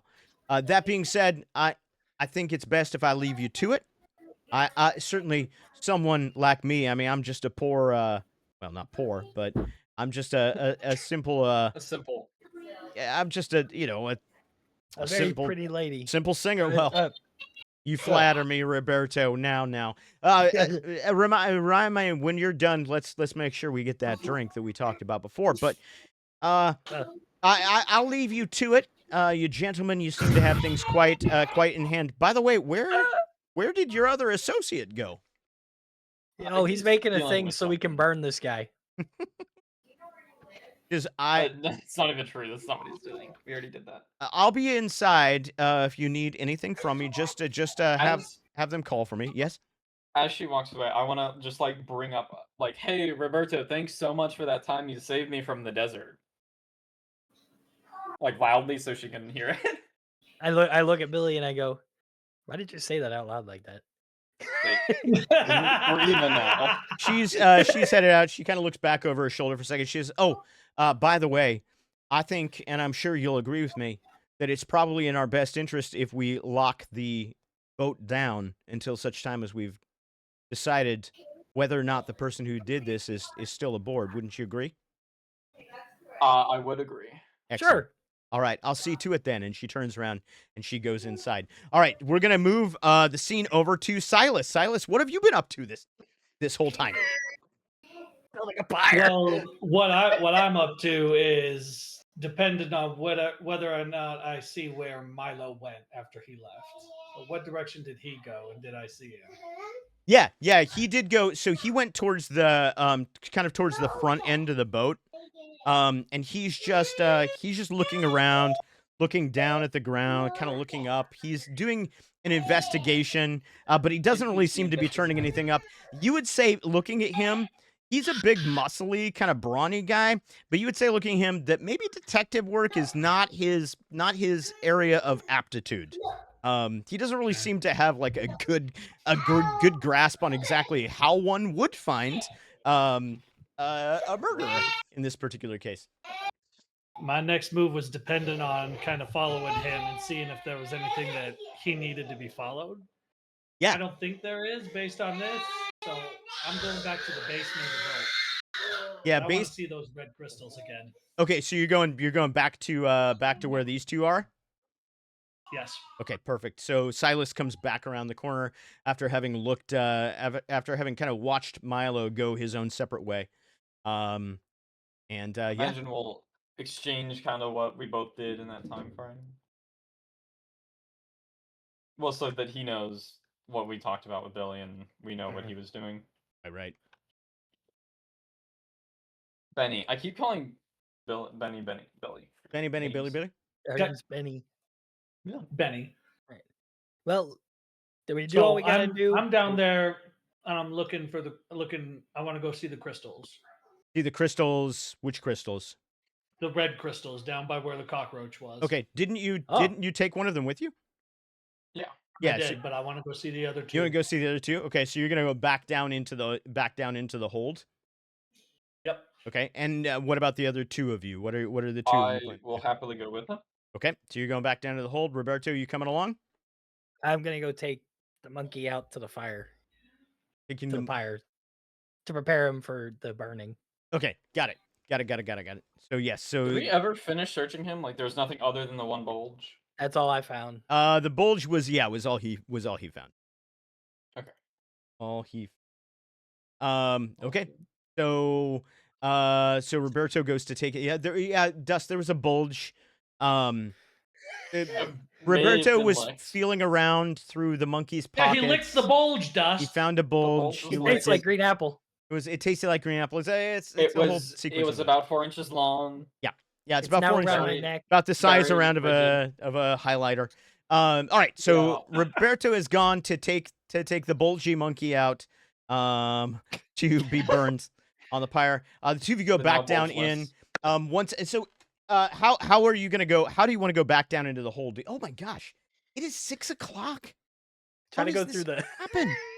We've been trying to go to the bar again and see if he's angry. Almost 2 hours. I mean, I know we started late for technical difficulties. We started at 4:25. It is now 6:06.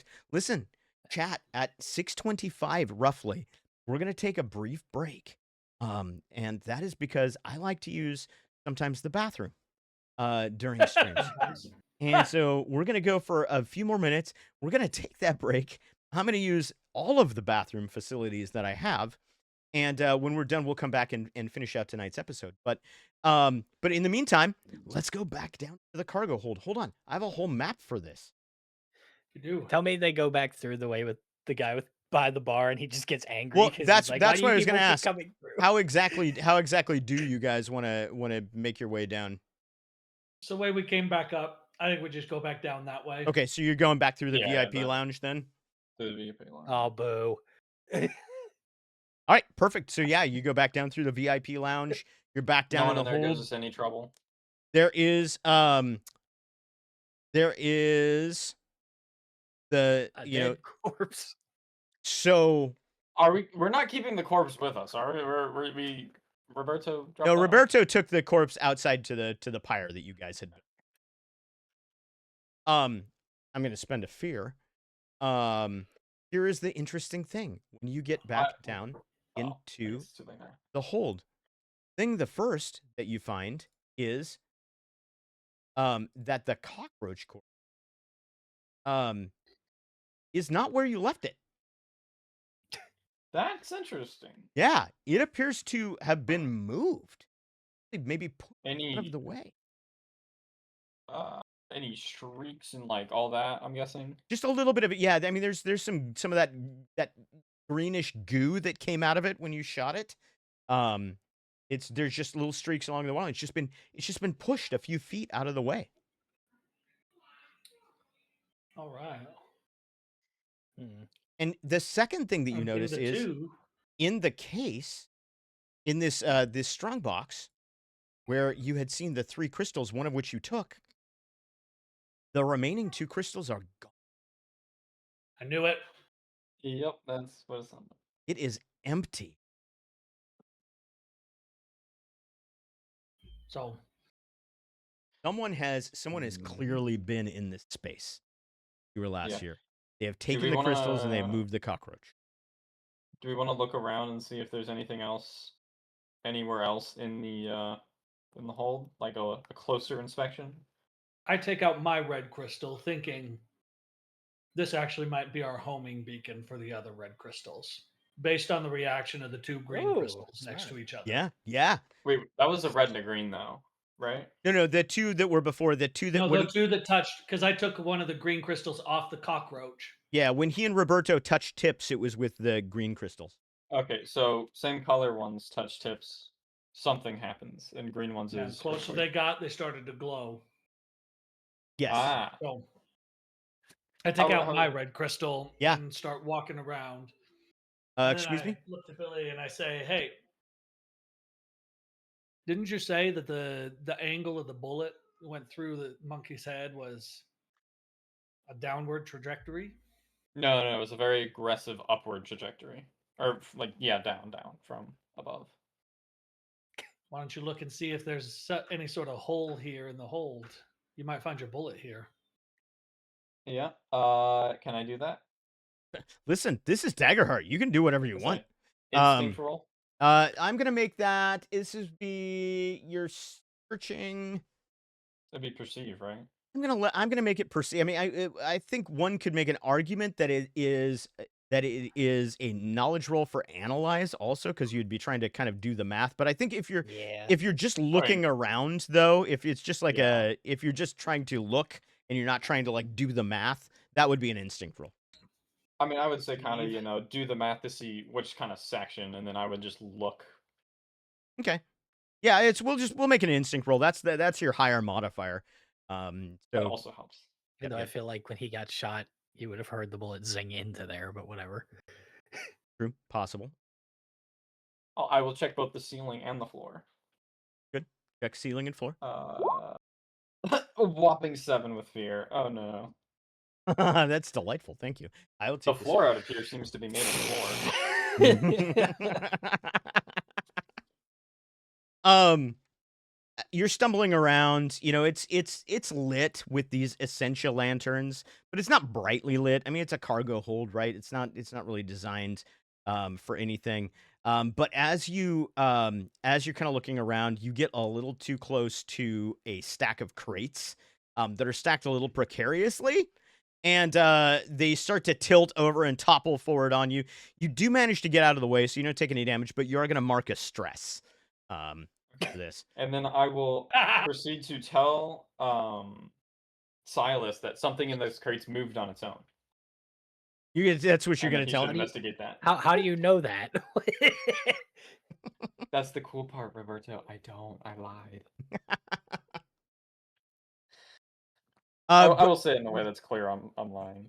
Yeah, but I mean, he's just playing it off. He's just I'm just like, oh yeah, that's great. Crates jumped at me. Yeah, you see that giant spider? You saw that, right? Didn't you? There must be more cockroaches someplace. That being said, you do not find any indication of a bullet down. In this area. I will tell him the bullet is a magic bullet. Where have we heard that one before? Well, it's also a possibility, right? It is a possibility based on the trajectory that the bullet would have passed. Yeah, would have passed off of the ship. So it looks like it didn't penetrate the deck. The angle wasn't severe enough for it to penetrate the deck. Kind of where you're. Did you mark your stress, by the way? Yeah, I did. Okay. I'm at 1 stress now. That's the only thing I'm doing well on. Cool. Anything else? So I walk around the whole lower deck just to see if the red crystal starts to glow at all. Yeah. As you're walking down around the deck, it has just a regular kind of pulse that's coming out of it. And as you walk around this lower deck, the pulse doesn't seem to get any lighter. It seems to just kind of stay the same frequency, just kind of like a heartbeat frequency, and just the same dull red pulse. It's not very bright. Okay. Doesn't look like there's anything down here that was left behind.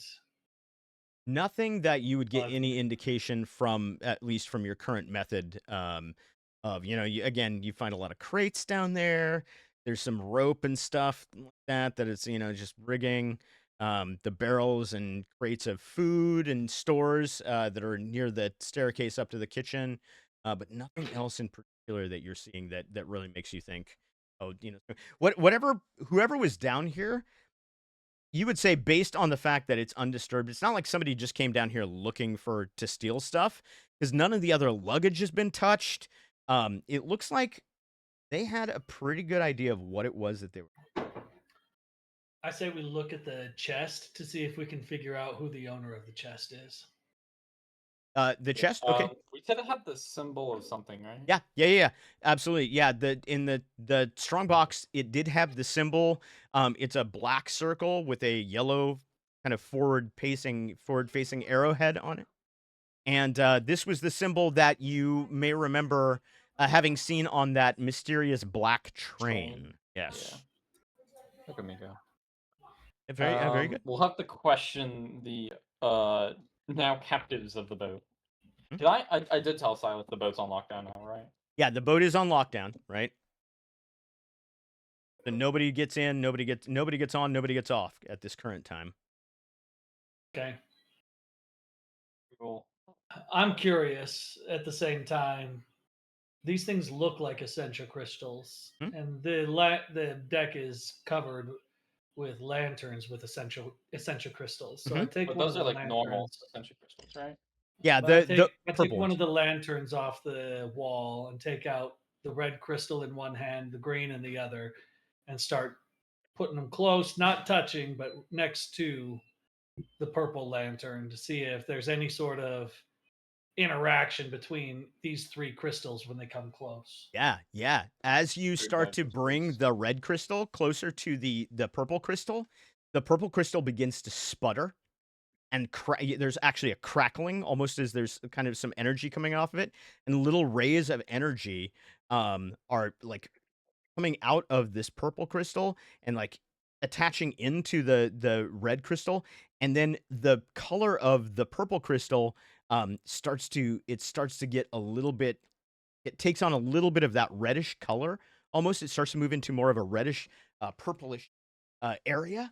But it doesn't like fully turn red. But it looks like there's definitely a reaction between the two. So I take the red crystal away and I put the green crystal closer to see if there's any sort of similar reaction. Yeah, absolutely, same kind of reaction. Like the purple crystal is like reaching out for it's almost like you would say there. It was almost like there's something inside the colored crystals that the purple one wants to be a part of, if that makes any sense. Like it's trying to reach out for it and it can't quite grab onto it, but it wants to be near those crystals. Blue dyed crystals. So By the way, I look over to Billy. Go. Yeah. I'm sorry, I haven't asked. The green crystal and the red crystal, where are you keeping them in relation to each other on your Two different pockets. Okay, just wanted to make sure about that they weren't like coming into I'm contact. keeping them in the same pocket. Yeah, not that that would do anything at all. No, certainly not. But yeah, okay. Sorry. Now, please proceed. I step away from the purple crystal Hmm? and I start moving the two red and green closer to see if there's any sort of reaction. Yeah, as the red and green start to get closer to each other, they start to pulse vividly, very vividly. And they start to cycle through colors, as if the closer you get them, the more vibrant it becomes, and they pulse. They actually change from that red color and the green color, and then they switch colors. The one on the right now is starting to show some green, and then back to red, and the one on the right is red and then green, and then they both go through this kind of purple, darkened purple phase as well, and they're cycling through these colors the closer you get them together, and you can feel they need to be together. They want to be together. Silas, I'm gonna ask you to make a presence reaction roll. The difficulty is 13. Oh no, No, the No, bug the is bug dead. is dead, Ben. that's a corpse. Yeah, that's That a is bug corpse bug. It's an X bug. X bug. X. That's good. Presence reaction roll. Present reaction roll. Yeah, so it doesn't count for hope or fear. 19 is very good. Okay, Ooh. that is good. That is good. That is good. Yeah. So you With hope. yeah, you very much feel the desire to put these two things together. But you realize that you're being manipulated. Something is Can I see this something is happen? What's that? Can I see like the whole I want to put them together and all this stuff happen? Yeah, if you're close by, you can definitely see this happen. Yeah. Yeah. As he does that, can I just be like, hey, can I? Oh, maybe I should take one of those. Maybe we should Yeah. keep those little guys. Well, because you still have a purple one, I believe, But that's in my room. in the your back. room. Okay, got it. Yeah, mine are in. Is that an Essentia crystal or is that one of these crystals? No, it was No, mine's mine's a cursed one. dark. Because it was Essentia off of crystal. one of those wolves, right? I have all the wolf ones. Yeah. Okay. Yeah. Do you want to give me one? So I feel it. I'm going to put both of these in my pocket, but I'm going to tell you to take one of the Essentia crystals with you. Just the normal ones, Yeah. and also you're keeping the colored ones. Take the cracked one that we've been experimenting with because we want to see if it reacts the same with Okay. your purple mean, one. I was saying keep the color ones separate because they can compel you to touch them. So if we keep them separate, that can't be a problem, really. I'm just gonna leave them in my pocket for now. Okay. I'm not sure I trust anyone. This feels odd. Like I know light and I know dark, and this does not feel light. And I'm not sure I trust anyone else right now. It's green. Sure. I'll take whatever random lantern. Okay. So crystal. Take the one that's cracked. Yeah, that's what I'm saying. Lantern crystal. all right. So Riberto, what are you up to during this whole thing? I just essentially I just took his body out to the funeral pyre and like kind of left it there, and then I'll come back in and try to figure out where they went. All right. Nothing special with it. That's like as we come I mean, back other up. than I like I threw the body onto the thing. Hmm? You know, So no care. Zero regard for this body, though. Like, right. Yeah. It's again, we're like full weekend at Bernieing this thing. Yeah. Okay. So so you throw it on. Do you light the pyre? Are you burning the body? Is that what's happening? No, I want to wait for them. Okay, so you just throw it on and then you go back in to find them.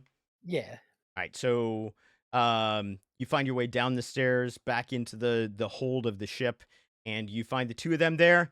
The dead cockroach corpse, which you weren't there for this before, but the dead cockroach corpse, and then Hey, that thing's a lot bigger than you guys made it sound. Yeah. Anyway, I told you it was large. Here they are. What you guys find out? A lot of rocks down here. Yeah. I think that we should probably talk about some of these crystal things in private. This is about as private as it's getting. Talking about crystals in private. We're not in private down here. Crystal. I don't see anybody except for us and that thing. Yeah, that's what I'm worried about. This I is not our boat. I like walk over, right? And like I poke it. You poke it. And it has you know that thing like when a bug's like been squished, but like it still has a twitch. Like it definitely like twitches, like one of the razor sharp legs shoots out near you. You manage to get out of the way. It doesn't get you, but like there's this moment where you think it may still be alive. It is a cockroach after all. And it's just you like whoa. Back off from that guy. Yeah, I'm not gonna touch it again. Anyway. Sounds like a good idea, boy. Perfect. And as you did a new weapon of that cockroach? Possibly. It has razor sharp heat. Yes, that's its main weapon that it uses. And also it did have a spray, a spray of some kind that was totally ineffective. It was guacamole. It was guacamole. It was primarily guacamole. According to Head of Steel. Yeah, that's right. I forgot. It was the Mexican fiesta of things. All right, and as you guys are doing this, as you're saying, this is as private as it's gonna get. You hear feet coming down the stairs, heavy feet coming down the stairs. I will get my gun at the ready. And that is where we will take our break. Right there as comes down the stairs. So we'll wait. And what could it be? Who could it be that comes down the stairs? We don't know. We'll find out after just these few minutes. All right, it is time for us to take a break of the resting kind. We'll be right back after these messages. Guys, don't go away. If you're subscribed, you get to listen to some cool music. If not, you get to listen to some cool ads. Until we are back. Don't go away. It's going to be just a few minutes. We'll be right back after this. Yeah, good. I got pee. All right, here we go.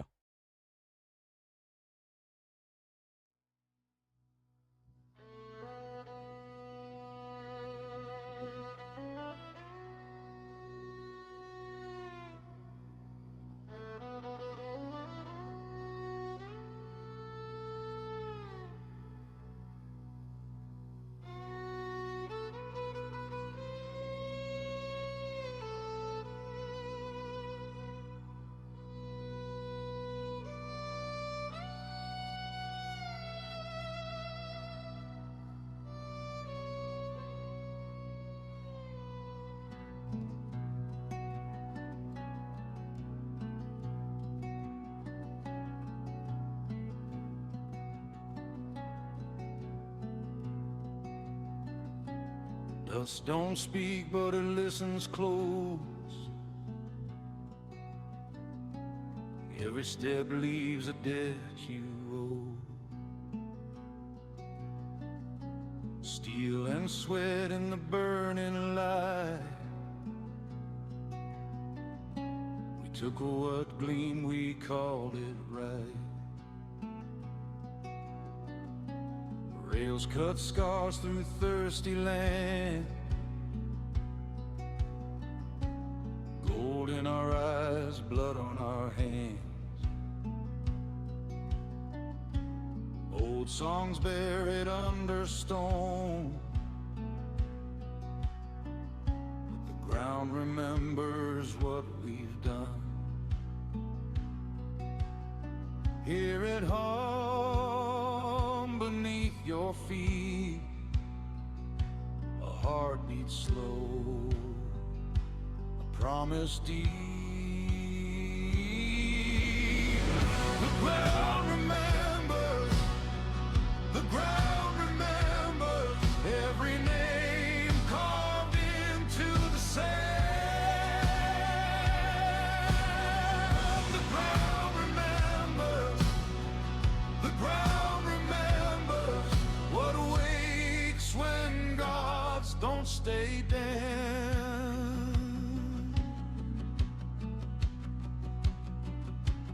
Town lights flicker, engines cry. Faith so cheap, truth walks by. Prayers whispered, bullets pray louder. Hope tastes like dust and powder. We said the past was dead and gone, but it's been waiting all along. Every crack, every seam, something stirs beneath the gleam.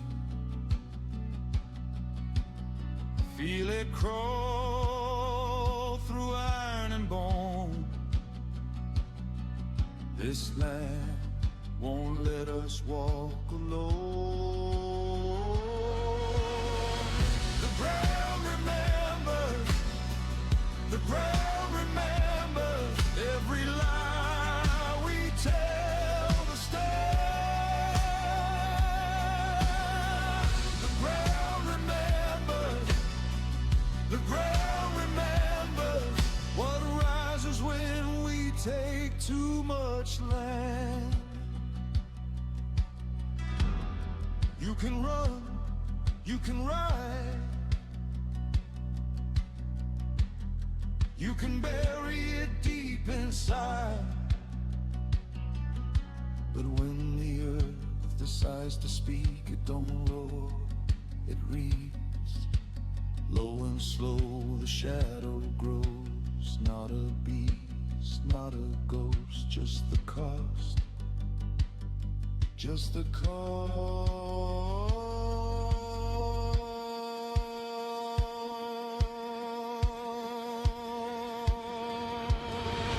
The ground remembers, the ground remembers every crown built down to man.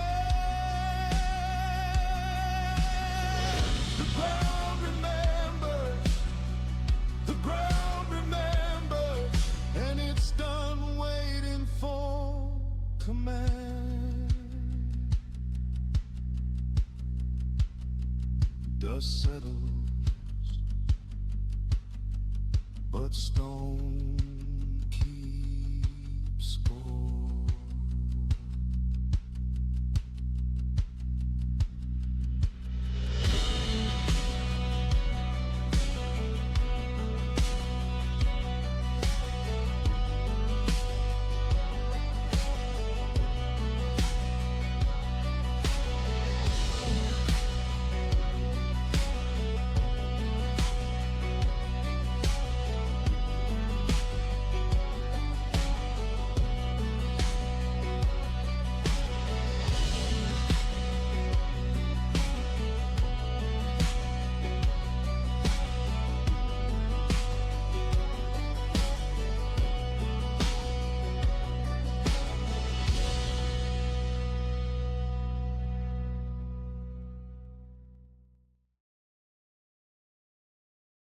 just below it or something, like very recently. What? Oh. What happened? What did I miss? Fire. Fire? Something Fire. about Fire? Okay. All right. So, I don't thank know you. what Welcome back, everyone. Hello. My name is Orpheus Hello. Quine. These are all these guys. Yes. We were in the bottom of the. We thought we were in a private place, but things started to come down. Hi, Ben. Hey Ben, what's up? Hi, these guys. And you are looking now at what you would call a clank. A clank is one of the mini races. My wall is defeated. A clank is one of the mini races of the Drylands. They are robotic people that are powered by Essentia crystals. And this particular one is kind of soot stained. It's wearing coveralls. And its lights, its eyes are kind of like lit with like lamplight behind them, and it Does comes this come clanking. from the bottom right staircase then? It's coming from the bottom. From this staircase down here, where you Okay. yeah, from the kitchen area. From what you remember was the kitchen area. And as he comes down, he comes clanking down, and and he just stops for a second, turns the head to the side. The lanterns narrow a little bit, opens up. He says, looks again. I start looking like this, like He looks like as you look at he looks, and then he doesn't say anything, but he just kind of stands there for a long time. I'll ask him what he's doing down here. I wave. He waves back, but slow. The hand comes up slow, and it's just like Because I'm standing next to the corpse of this thing as he's like looking at me too. That's the other thing. He says, did you want that? Me? Yeah, he's pointing at the cockroach. You realize, You are a frog, and frogs probably would eat cockroaches. right? Is this?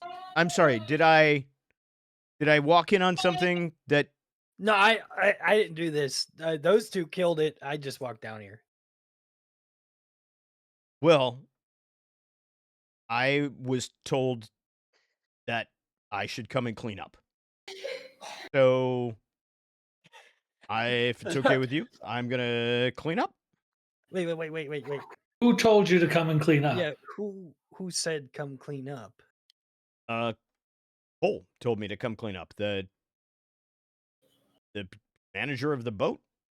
It's my job. I'm maintenance crew. Oh. Yeah, Cole. Silas Cole. You may remember him. Because we never told anyone Oh. about our little friend down here. Yeah, how would he know? When did he tell you to come clean up? About 5 minutes ago. Really? Did he tell you anything about the mess or who told him? He told me that there was a mess, that there was a big dead bug. I didn't ask him who told. Listen, this is my job. Oh, cameras? We have cameras. No. I think she's meaning cameras on the boat. Oh, cameras on the boat. Good I question. I didn't think of that. Are there cameras on the boat? Are you asking? Are you looking around for cameras now? Is that what's happening? Yeah, ask the robot. Are you asking the robot? Yeah. Yeah, I'm in this Orf. Let's go. Ben, you're here for it. No, I got to do more interactive things. We got the bits thing. Oh, by the way, Silas, incidentally, I have to say this, and I have to also be grateful for this. Silas has used all of his charges. He needs to be refilled. It's 100 bits for each of the levels. And I said earlier the wrong thing that 2 does. So for 100 bits, he gets to take advantage on a roll, which means he gets an extra D6 in a roll. For 2 charges, actually, he gets a hope. That's what it was. It's that he gets a hope. And for 3 charges, he gets to unlock his ult power, which is unleashing divine energy upon his foes. So regardless, yeah, yeah. So you're looking, you're asking the robot if there are cameras. Yeah.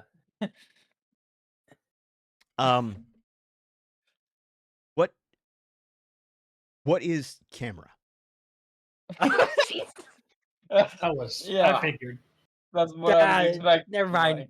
Don't worry about it.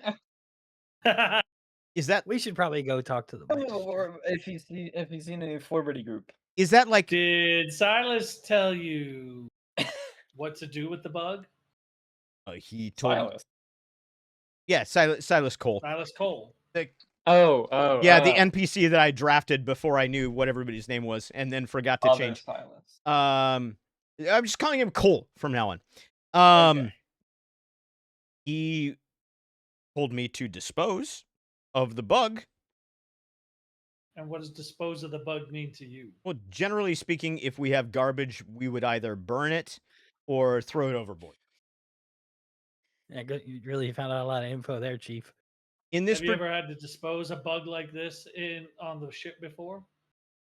Oh no, I have never seen a bug like this. Lawyer Talk is here. Hello, you're on Lawyer Talk. I like it. You're on Lawyer Talk. Go ahead, caller. Ben's a first-time caller, long-time listener. Long-time listener, right? No, we've had many bugs on this ship. I don't know if you've ever been on a boat before, but there are bugs. There are water bugs. There are ants. Sometimes we see a lot of dragonflies. Where's your boss now? No, he's still going. Sometimes there are centipedes. I don't know if you've seen a centipede. They're terrible. Oh, I do not like centipedes. Yeah, they're horrible, horrifying. There are, I don't know what they're called, but they roll up into a ball sometimes when you poke them. There are those kinds of bugs. There are spiders, lots of spiders. As he's going on this tangent about bugs, I just walk up to him because he won't stop, and I just smack him, and I'm like, "Step out of it!" And it's just like that moment, you know. It's like it's like oh. Where's your boss now? Sometimes I get stuck in that loop. You're asking where my where's Cole? Cole is. He is in his office. Okay. Which would be where? It is on the main deck, behind the casino. All right, you're a good robot, and I pat him on the head. Kong kong kong. All right, I'm gonna go find. We should go find him, the boss, and figure out why he was down here and why he knows about the bug. He says, "Do you mind? Can I take this?" Oh yeah, I don't care. Oh, good. And so he gets under the bug and he just like picks it up and he's like, and he like clank clank clank clank goes to the stairs that are at the foot of the kitchen, and then he realizes that it's like this thing is big. Fit. He's very big. This is like we're talking about. This is like an 8-foot tall robot. He's very big. Yeah. A robot totally knows what cameras are. How is Riberto patting his head? I jumped. Yeah, I jumped up. But he realizes all of a sudden that he's got this, and there's no possible way that he can fit it through the staircase. So he kind of turns sideways, and then you're like a dog with a stick. Yeah. Oh, it's 100%. That's what's happening. He like banged into the doorway. Yeah, it's like the dog is trying to get through the dog door, but the stick is way too wide, right? And so he's like, so when we go talk to his manager, we're gonna have to tell him that his employee is definitely gonna be stuck in the basement. Yeah. This is going on for a very long time, an awkwardly long time. As you're watching, and it's just kind of green goo is dripping out of this thing onto the ground the whole time. He's going to pulverize this thing very slowly. Oh yeah, no, you hear the crunch, the sweet crunch of the carapace as he tries to like get it through, and then he turns it around, and it's like he's a little bit stronger than he thinks, and just like the part of the head falls off onto the ground. Oh, Silas! Silas gets 100. He gets a charge back. Nice. Let's go. There we go. You dust. Dust is the best. Yo, dust is the best. Dust is the favorite play of the day. Okay. Yeah. So anyway, this whole thing is happening. It's mangling. It's being crunched. It's disgusting. So what are y'all up to? Do we want to go talk to his boss? Yeah, we should go talk to his boss. Oh, I was expecting Frog Boy to try and lick some of the ichor off of the ground. Gotta Well, lick I on mean, that I ichor. can if you want. He has some. I mean, Didn't I say can try it wanted if you want me to. I was expecting it. Okay, well, I guess we're using the other stairs. Here, actually, Frog Boy, come taste this. I'm Okay. curious. I like grab it off the ground. No, I don't grab it. I just take my tongue and just like my tongue is like sticking out on the ground. Wait, are you tasting the cockroach guts? Yeah. Yes. Okay. Hang on. Yeah, they taste like green apple. Oh, they're also apple. Ooh. Yeah. There's a lot of apple flavored things on this boat. Yeah, it tastes like green Frog apple. Boy, The robot is you- distraught at You hearing eat regular cockroaches, right? No, I'm a vegetarian. I don't think that counts, dude. I think you broke your That's not streak. helpful. The frog's a vegetarian. 70% sure giant cockroach is in fact not vegetarian. I also eat cows, but I don't know if that counts. No, I don't think they do. Since cows only eat vegetarian. What's terrible about that is there's a whole race of people that are called the furbolg that are basically cow people. So yeah, I'm not sure. I don't know about this. I don't know how this goes. How this goes down.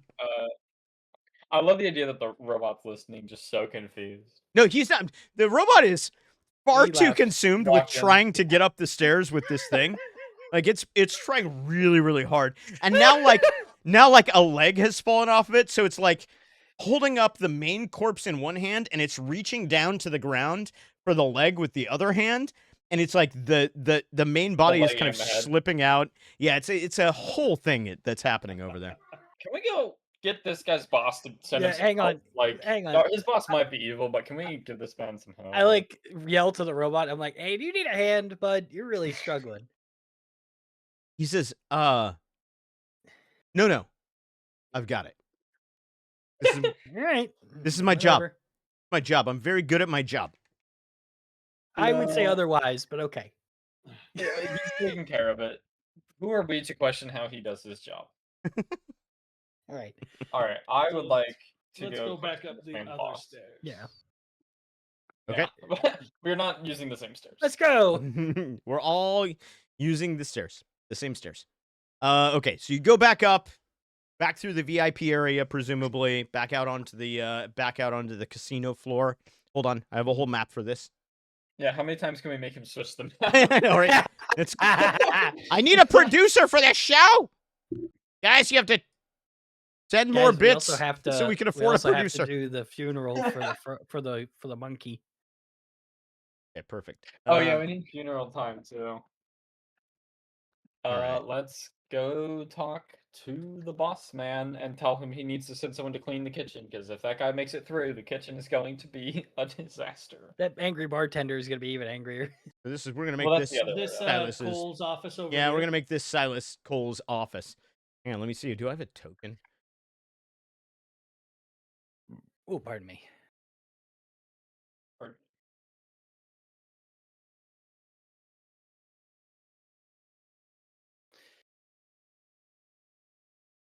Cole is just.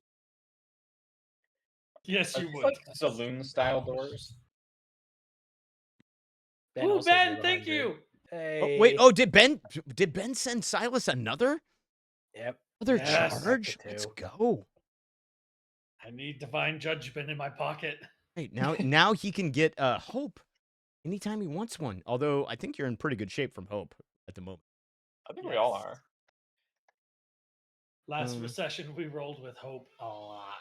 You did roll with hope a lot. That is correct. Ooh,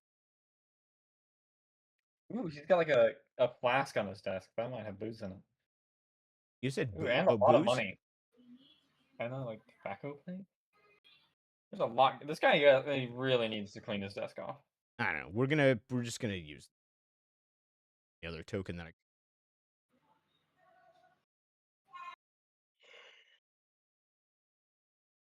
This is gonna be Silas. I'm being just because the only other token that I. So Mr. Cole. that's not like a goblin. Yeah. He doesn't have like a gun out or anything, does he? He does not have, no, there's no gun. There's nothing like that. He's just, in fact, he's just a guy he's kind of dressed in a, like the suit with the vest, like the watch chain, the whole thing. He's a guy who's got some money. You can tell he's got some money. Gentleman. He's a gentleman. He's a gentleman. Yeah. And as you come through the door, he is, he's poring over some papers. They look like maybe ledgers of some kind. And he says, "What can I do?" I'd be shoving that in my bag. A table full of. Silas stood on the table full of food. So I don't think you want to shove any of it. The ground, so there's that. Can I help you, gentlemen?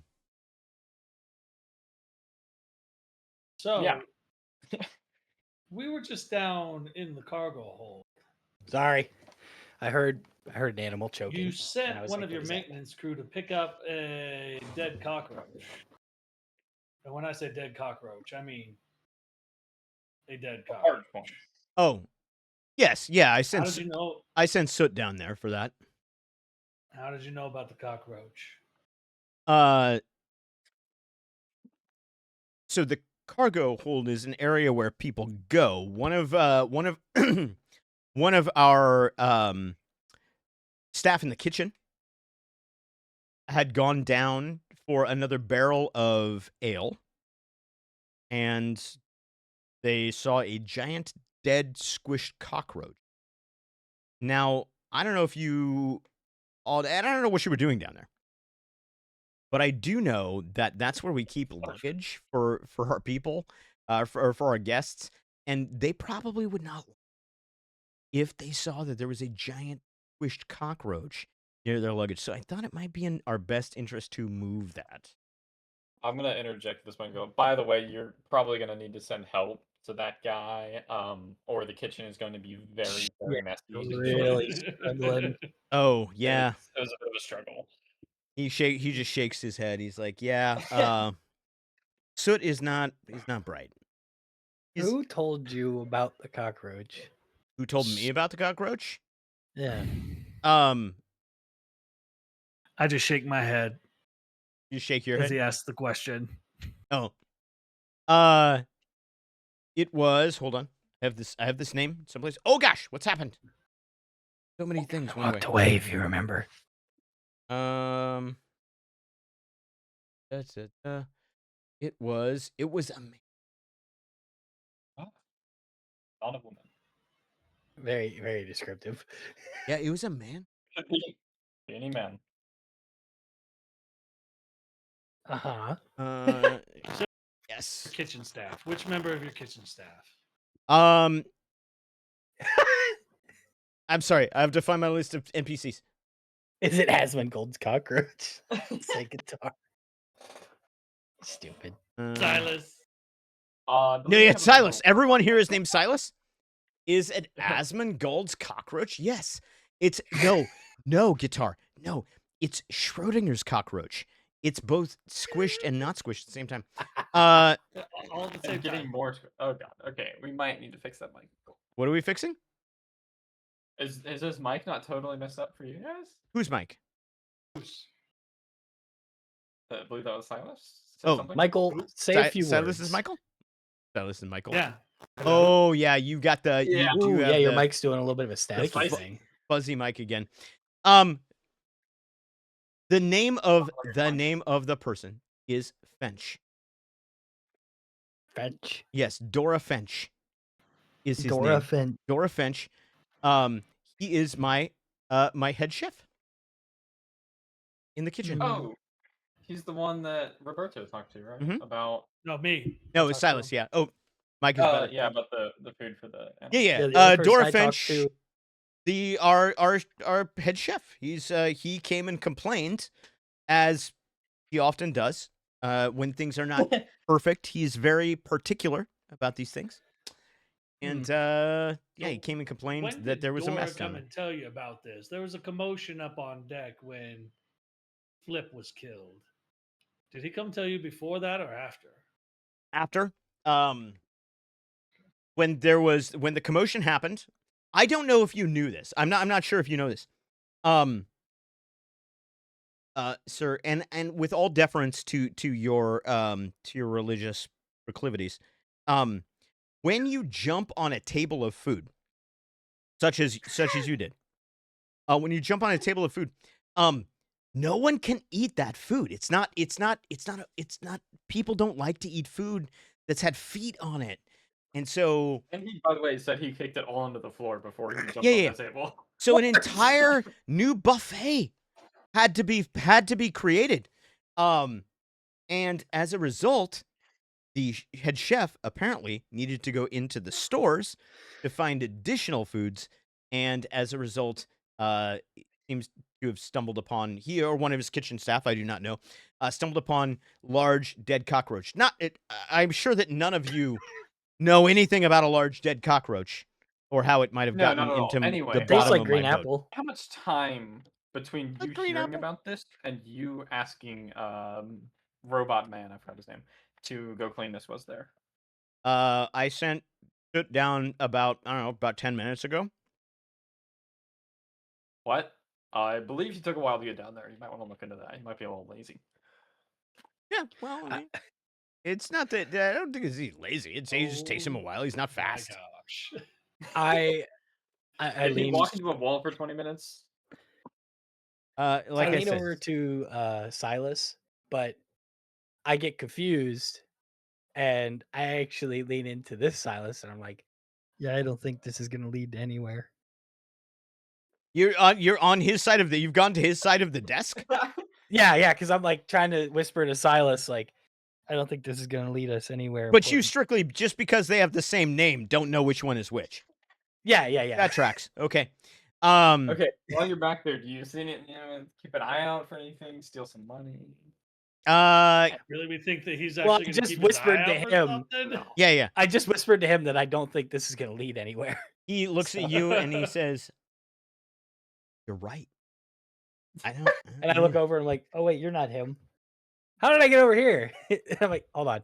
So I go over. By the way, you're a I go frog. over You to fully like jumped over the desk. Like there was a full I like jumped frog over the hop. desk and I go up to him Yeah. now and I say, "I don't think this is gonna lead anywhere." While he's doing that, I'm gonna lean into real Silas and go, "Do we ditch the frog?" I just nod my head. I'm considering it. He's considering It's not off the table. So, Silas, in your cargo hold, there's a chest with the marking of a circle with a line through it, similar to the one on the train that left earlier. Who's the owner of that chest?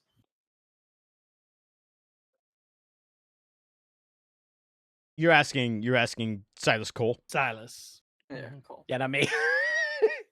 Nope, Mr. Cole.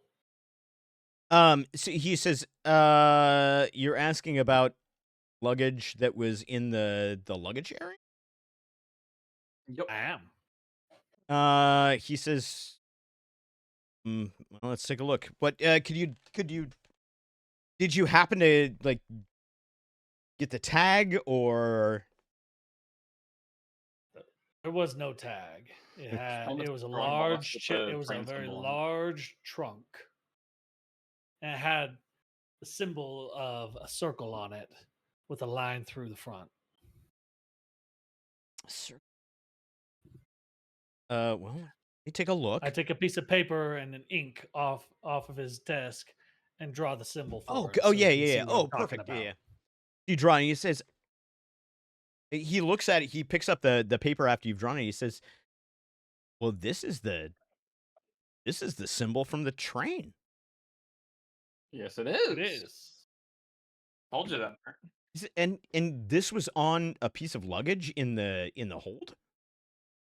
Mm-hmm. Do we need to go downstairs? I'll show you the piece of luggage. I mean, We're gonna have to go to the VIP lounge because the other one's probably closed right now. I mean, I believe you, but he says, let's check the manifest. So he pulls out this big kind of book and clunks it down on the table. He opens to a page that's clearly got fresh writing on it. He's looking through. He's going down the lists, down the lines, and he says, I don't find anything in this list that has that description on it. I don't have a record of that being on this boat at all. Well, sir, we may have a terrorist attack. Who handles loading and unloading of all the cargo? That's primarily done by Soot and his crew. They're usually the ones who load the cargo. Oh no. But Okay. but yeah, I don't, like I said, everything that comes aboard, there's a record of it. And there's no record at all. Ask him who keeps the record. Who keeps the record?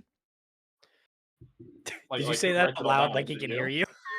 Yes, I want to know, because like he obviously keeps the book, but does he the one who writes it down? You're asking, is Silas the one who keeps it down? Silas Cole. No. Are you the one who like writes it down? No. Silas. So who's the one who makes the record when everything's loaded? Is it Soot or is it someone else? No, that is that's Core. Core is the one who primarily primarily keeps the manifest. Can we ask this guy for a list of all of his employees? This is Daggerheart. You can do whatever you want. Why don't you just ask him? Yeah, you want a list of employees? Just ask him for a list of employees. Benny's given us carte blanche for this investigation at this point in time. We'd like a list of employees. Listen, maybe even passengers. Listen, I have nothing to, you guys are doing us a service by looking into this. Of course I will. I'm going to help. I'm going to, apply with whatever you need. And he says, I don't have a list. It's not like there's a list. He says, but let me, so he takes out a paper. He starts to write down of names, keeps going for a while. And after a while, he hands you a list that's got probably 50 different names on it. And he says, this is everybody that is employed by the Golden Eddy. I'm not reading all that. You should totally ask him. Can you tell us everything you remember about each of your employees? I hate you so much. Pardon him, he's You're the stupid. worst. No. You know what? I'm gonna spend a fear, and Billy has a heart attack and dies. No! And he's gone forever. I said out of character. I'll save you, Billy, and I just start punching his chest. You start shaking me violently. It makes it worse. Where can we find Soot and Core? Soot gonna find Soot in the cargo. Well, yeah, Soot is most likely in the cargo bay unless he's gone. The rest of his crew, they primarily reside in the boiler room. That's their area of the ship. So it's that kind of intermediary level between this floor and then the cargo hold. There's a floor in between that's got the boiler in it. Okay. So I think we got 3 places that we kind of need to investigate at this point. You guys want to split up? But of course, because we need someone to go check out the perch where Flip was shot. Because you saw the perch where the gunshot probably came from. Probably be best to go check that out. I should probably go check that out. Someone should go check out. Someone should go talk to Dora to see if Dora saw anything when he went and saw the cockroach, because maybe he saw who took the red crystals. And someone needs to go talk to Soot and his crew about who's the owner of that chest. I'll go. I think I'll we go should talk stick to the together, robots. I think we should stick together because I have the Slyborn background, which is good, and then Silas actually knows what questions to ask because he has more than 3 brain cells. You realize you're putting there. yourself. You realize you're putting yourself in that by saying he's the only one who has. Yeah, I absolutely realize that. All right, so let's go check out the shooter's perch first before that gets too cold. How long has it been since the shooting? Like rough estimate or time-wise? An hour. At this point, yeah, it's been about an hour. Correct. Let's go check it out. Yeah, let's go up there. If we have to stay together, might as well. I think it's the best. Okay, so I'm sorry, where are we headed here? Up top to the shooters. I don't know why. The perch where Billy says the shooter would have shot Flip. So you're Why going doesn't just he go look there? He's the only one who knows guns like it. up to the pilot house. This is where we're headed. Yep. Okay, perfect. Perfect. You climb up into. Never split the party? What's that? I'm just saying, like, to the other two, like, have you never heard you're never supposed to split the party? Yeah, but Daggerheart kind of encourages it. We did it already, and Yeah. it went fine. Went great. I want a lot of money. I'm making my own executive decision. I'm gonna go talk to the robots. You guys can go to the perch. Okay, so who's going where? Ads in 17 seconds. Thank you. Robots. Who are the robots? The people in the boiler room, because he said them, so I'm gonna go talk to them about the cargo. Okay, sounds good. Go. Okay. All right, so Riberto is going to talk to the robots. The other two of you are going up to the pilot house? Yeah. Okay, perfect. All right, so we're gonna follow you guys. You go up the set of stairs, and then there's a ladder that goes up. It is, by the way, at this point it's pretty late, right? Because it was evening already. So I mean, it's like we're talking 2 a.m. at this point. It's almost bedtime. Yeah, it's like it's very, very late at night. You get up to the pilot house, and you open the door. And I need you both to make oops. Notes. That's on the wrong screen. I put it on the wrong screen. I'm the worst. Sorry. It's funny. I have so many screens, and I still need more. I feel the same way. I understand. I've had 4, and I was like, man, I need at least 6. Dude, I need at least one more for my campaign notes. Okay. I'm gonna need you two to make. You're gonna both make an instinct check. Like as soon as we walk in? Yeah, as soon as you walk in, you're gonna make an instinct check. Nice. 23. That's pretty instinctual. 23 is 16 with fear. Ouch. Ignore him.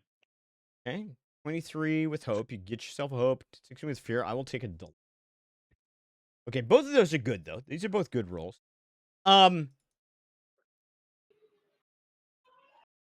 What you sense is very, very subtle. It's not like it hits you in the face. There is something floral underneath the normal smells of like rope and like machine oil and river smells, like all that stuff. Are there flower people in this world? Well, there's fungrels, which are they are. It's probably mushroom a people or a cologne. I was okay. That was my first thought. But then I was like, wait, are there flower people? There are no flower people. There are fungal mushroom sniper. people. Yeah, That's a crazy thought. What do you say? Yeah, so that's the first thing you notice is that there's an tone of floral. The pilot house itself, it's got a large kind of navigation console that sits against the front of the thing with the whole wheel and the whole 9 yards. There's a pilot's chair that sits in front of that. There's several cabinets that are behind it. There are a few other chairs in the room. It's a relatively large room. That I totally didn't. Sorry. Can I search the cabinets to see if there's any, suspiciously gun things? You're searching for suspicious guns in the cabinets? Or literally anything. Search the floor to see if there's a shell casing. That too. Perfect. Silas, let's start with you. So Billy, you spoke first. So you go through the cabinets. You find a lot of supplies, some flares, like emergency flares. certainly candles, lanterns, those sort of things, maps and charts of the river, the large river that you're on, but nothing. You don't find any illicit guns. Okay. Si- Okay, we have to make sure they had to go through the effort of hiding the gun, you know? yeah. Silas, I'm going to ask you to make another instinct roll. Okay. Ooh.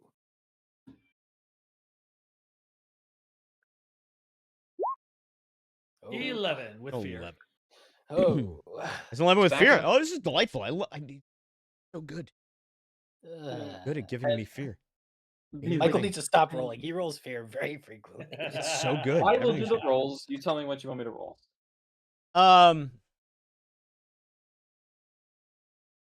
Michael, you find a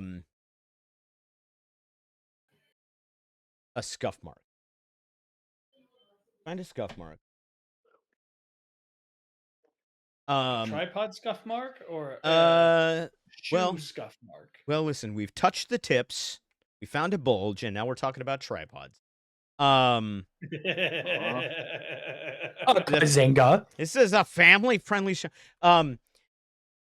It's a scuff mark. It looks like somebody knelt there. Okay. The planking is compressed in a way that suggests that somebody was like kneeling there for a long time. So, Right. how Okay. This is right how incidentally high at is the window from the ground? I was to say the window is only a couple of feet off the ground.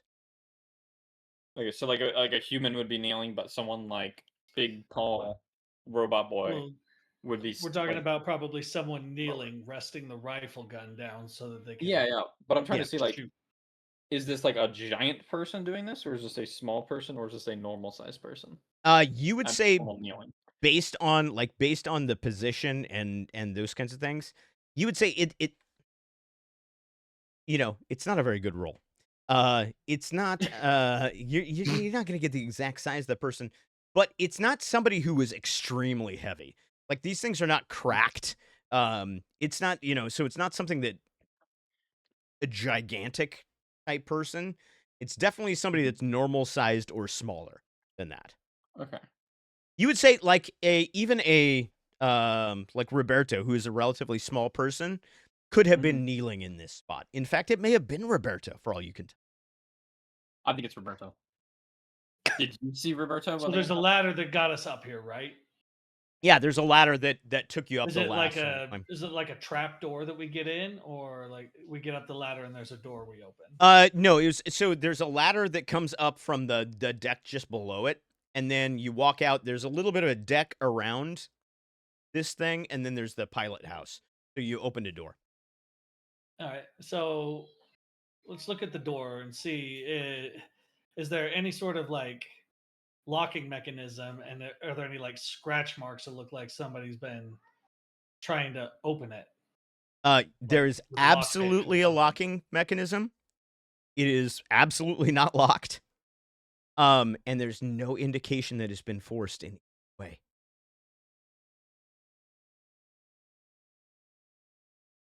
So either they just leave it unlocked, or someone up here, like someone who was in the know.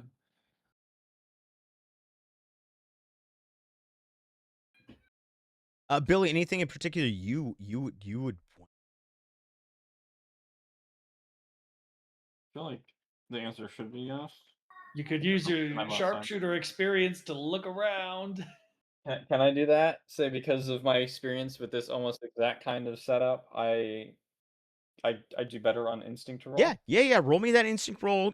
Spend a hope and use that experience. Give yourself a +2.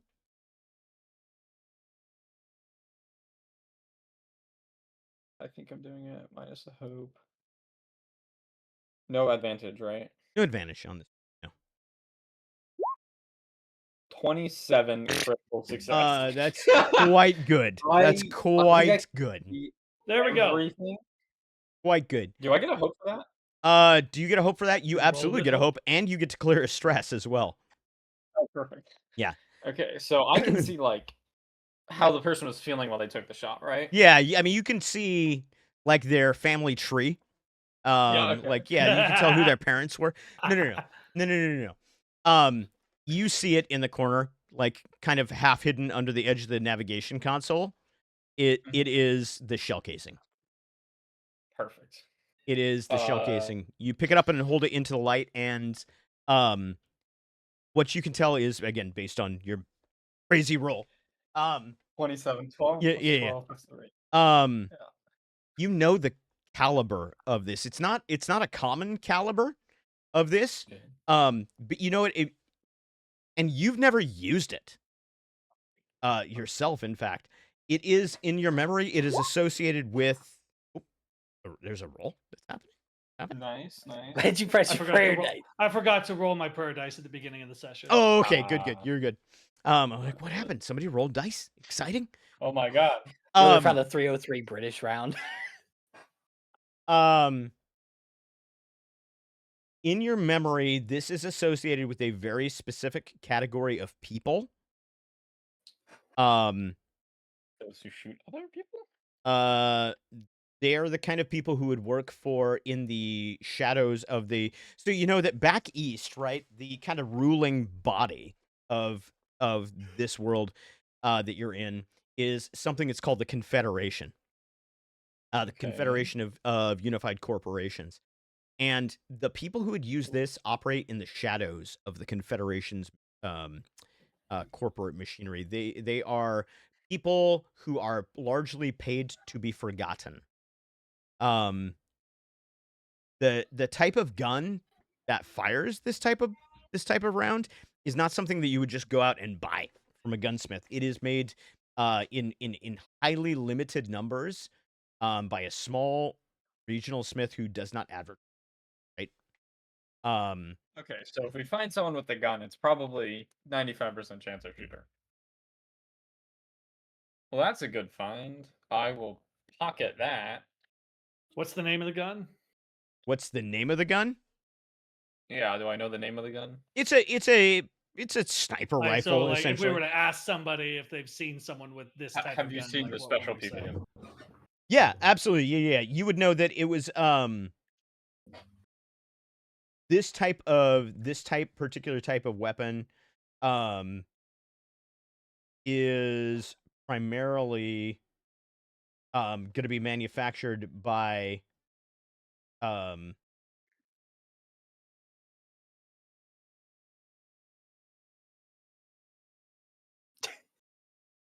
I have to pick a name here, and I can't read any of my own handwriting. I don't think you had a name for the gun picked out. Dude found a 416 Rigby round. Yes, it's like, a 416 Rigby.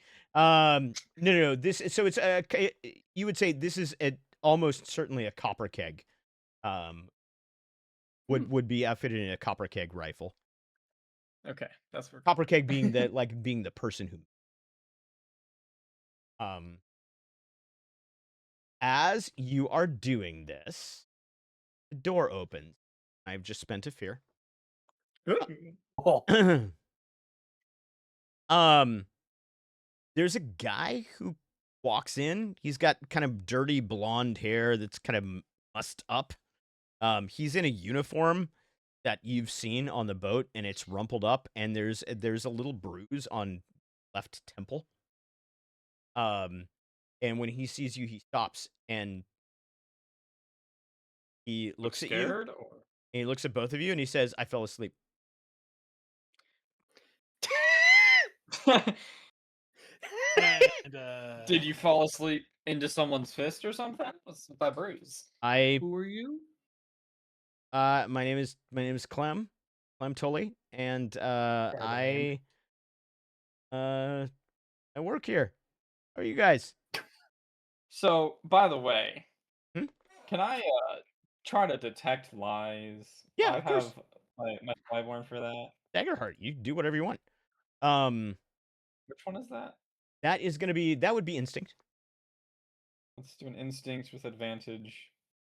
Oh, you're taking advantage? Do you spend a charge? No, I get Flyborn. That gives me advantage when Gotcha. I was so excited that you were spending things. Critical success, by the way. A critical success. I got a fear. No. Double 4, yeah. Yep. Critical success. He is not lying in any way, but he is absolutely trying to keep himself out of trouble. So he's not. So he thinks he's about to get fired. Yeah, he's not lying, but he's like, this is not the full story that he's telling you in any way. So this guy probably. It feels like the coincidence. Either like drugged or was like instructed to go get wasted last night or something to not show up to work on time.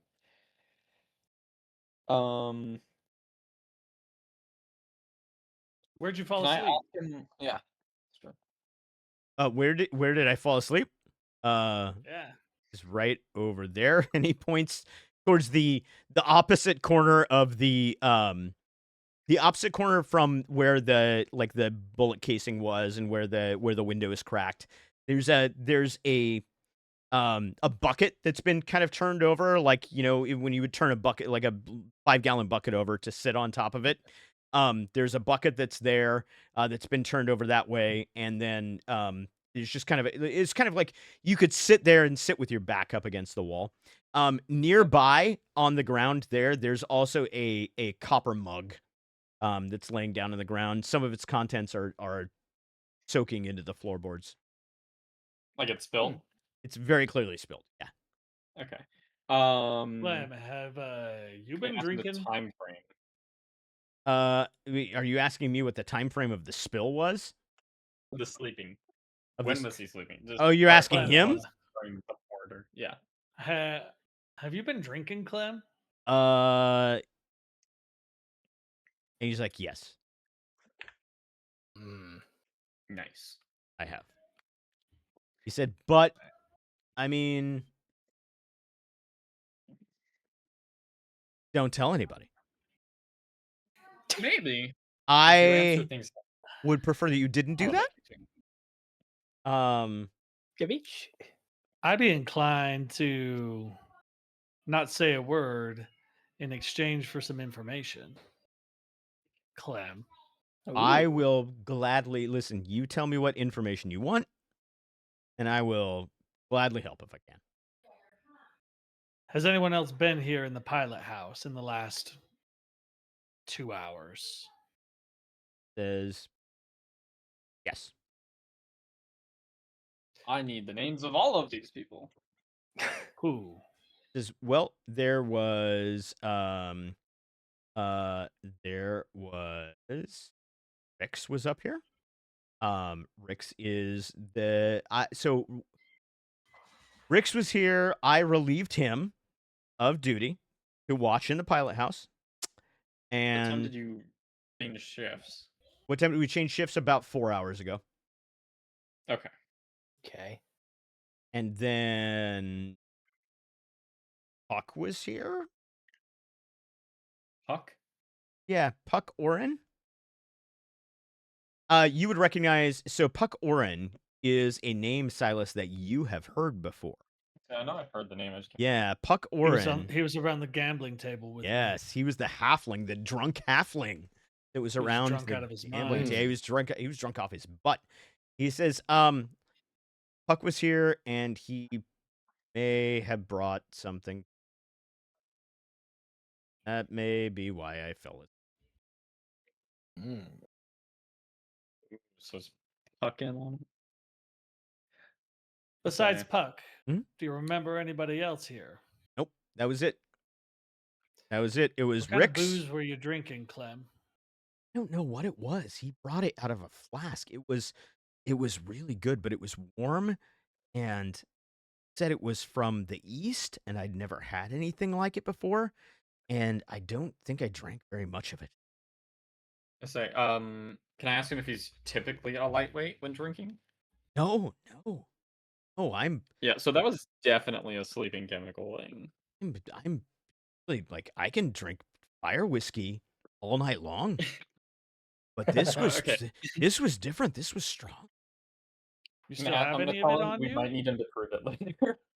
I mean, yeah, let's go. I mean, if it's that's what we're saying. Let's go. Let's do it. Okay, so we have learned that it's very, very easy to get him to drink things. I mean, I'm not saying that I drink all the time, but I drink some. If you could give me any reason. Yeah. I mean, if there was a good reason. You don't happen to have any more of this on you, do you? No, it was all in the cup there. Like, it's clearly I have spilled when I went under. It hit me so Is fast. there any residue left on the ground, or is it all dry? So you examine the ground, you examine the cup. There, if you look at the cup itself, you give the cup a little bit of a sniff. That floral scent that you first picked up on when you came into the house is much, much stronger in the cup. You would guess that the spill is probably. See if I might know that, or that would probably be a knowledge. That would be a knowledge check. Yeah, you can absolutely roll a knowledge check for this, of course. Slyborn probably wouldn't help with that. No. You know what? I'm going to let you apply Slyborn as long as you spend a hope to do it. Actually, no, sorry. Slyborn is that's your lie detector. Backstory, you have advantage on rolls.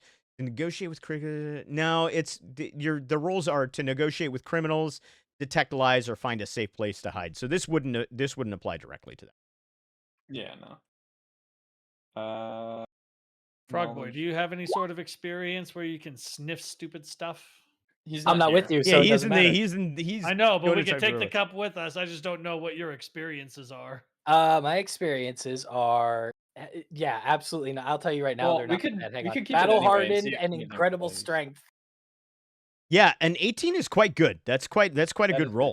good. You do absolutely I recognize. worked a job with this This back in the scent. day. This is Dream Willow. Dream Willow is you would know it as a medical preparation. Actually, it is used primarily for pain or for sleep. Is it like widely accessible, or is it No, it is. In fact, it is not easy to come by out here. At all. So, yeah, you would have to find a a compounder in probably a larger city or a different place. But yeah, So we'd have to find some sort of pharmacist, not just someone at who owns a general store. Absolutely, Would yeah. I This is not happen to something know that if you this just goes find. bad quickly, or if it like keeps for a while? If it goes bad quickly, or if it keeps it's relatively stable. Like it would keep in in solution for quite some time. Dang it! If it didn't, I was gonna say it probably had to have come on the train. I mean, there's every possibility it could have come in on the train. still It definitely, almost assuredly, did not come from this town, based on your knowledge. Okay. Okay, so I'm gonna leave you there with that, and then we're gonna bounce back because we're running out of time, guys. We're gonna bounce back to Riberto. Riberto, what are you up to? So I'm gonna go to the boiler room to talk to the bots about the cargo hold. Okay. So you walk into the boiler room. Most of the boiler room is made up, comprised of a large boiler, which is heated by essentia elements. So it's got this purple cast to it, but it's this large kind of metallic tank that's in the middle of that. Around the corner of the room, you see four of these clanks, these robots. Gee, this D&D? No, it's not. It's Daggerheart, but it's almost the same. So you find these you find these four robots basically in this cargo hold. And they seem to be dormant.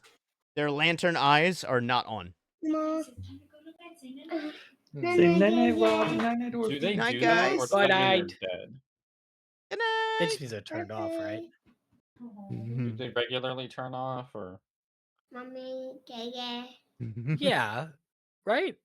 They would just turn off when they're not being used. Yeah, when they're. I mean, it's just having fun with highly likely that when they're not in use, that they might be deactivated. Yeah, in some state of deactivation. Okay. I'll walk up to him, and I'm gonna just tap on him, shake him, try to wake him up. King, king, king. You tap on it. It's the first one. It powers up. The eyes come on, right? And it looks down. The head sort of gets the puppy tilt, right? Says, "May I help you?"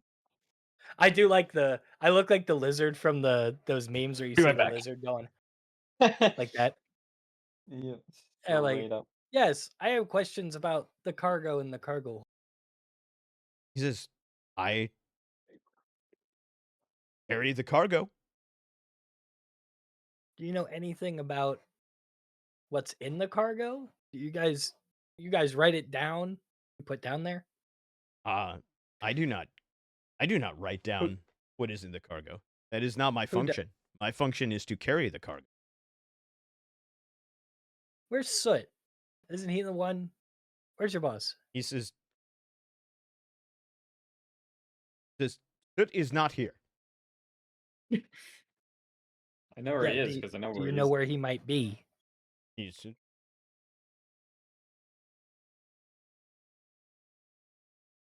no. Not here. Rob, you do know we know where he is, by the way, right? Like he is probably He's still stare trying at to the get up those robot. stairs. Okay, you're no help. This I have Did been you folks wait? Hmm? Wait. Hmm? Did you guys carry a chest with a bunch of red crystals? It wouldn't know No. what's inside. I do not recall a chest with red crystals. I have carried many chests. Hmm. Can you Okay, describe no it use. further? It was like an ornate chest, an ornate lockbox It was with a a bunch strong of box. I don't red think it was rocks ornate. inside it. Had rocks that looked like this, and I show them. Looks. And the eyes kind of do that thing where they narrow down, right? They get that they're like as if he's focusing in. Like enhance. And he says, I have not seen this crystal before. All right. Well, you go ahead and go back to sleep. Very well. He says, if you would like to know the manifest, the person who writes the manifest, that is Rain.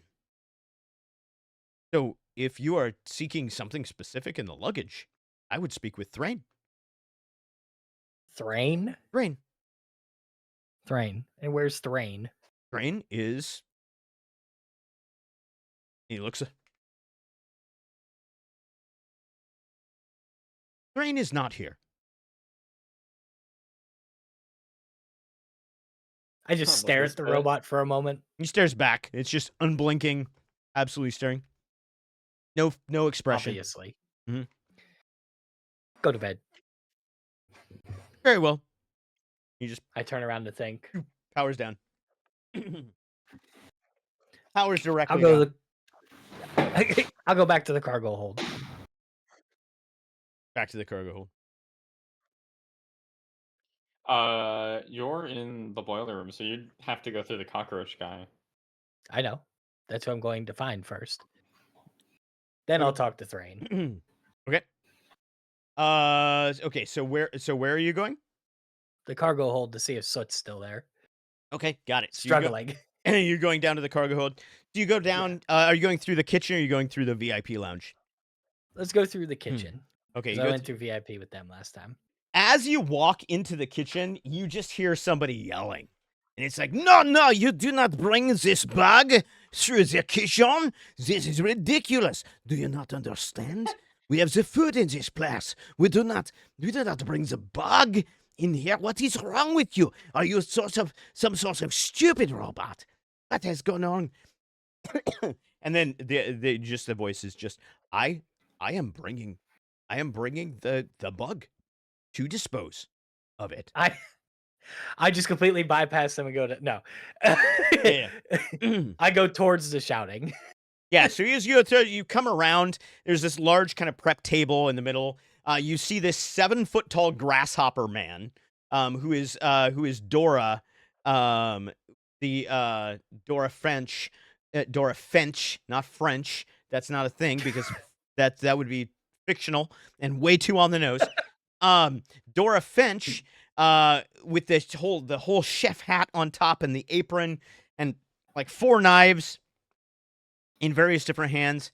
And then Soot is just holding what is left of this cockroach, which is just an oozing, disgusting mess that he's holding in his hands. And he's just standing there. Bits of this thing are dripping out onto the ground. Finch is absolutely apoplectic. This is what you're seeing. That food's going to taste like green apple for a while. Right. Yeah, I walk up and I just look at Finch and I go, hey, that thing tastes like green apple. And he looks at you and he says, "What are you doing in the kitchen? You go and enjoy the food? Enjoy the game? Do not come back here." Well, I'm already back here, so I'm going to talk to this guy real quick. If that's okay. If you talk to him outside. Do not come in here. He is dripping all over the floor. Get him out of here. All right, well, here. And I like spot like the nearest trash can. And even though it won't completely fit, I just take the cockroach and throw it in it. Oh, absolutely. Absolutely. Remotely. It's like one of these big trash cans. In no way does this thing fit. It's like sticking out in the worst, most awkward way. It's absolutely terrible. Everything about it is the worst. And he put it in there. And Soot looks at you. He turns to look at you. He says, "Thank you for your help, friend." You're welcome. I have a question for you.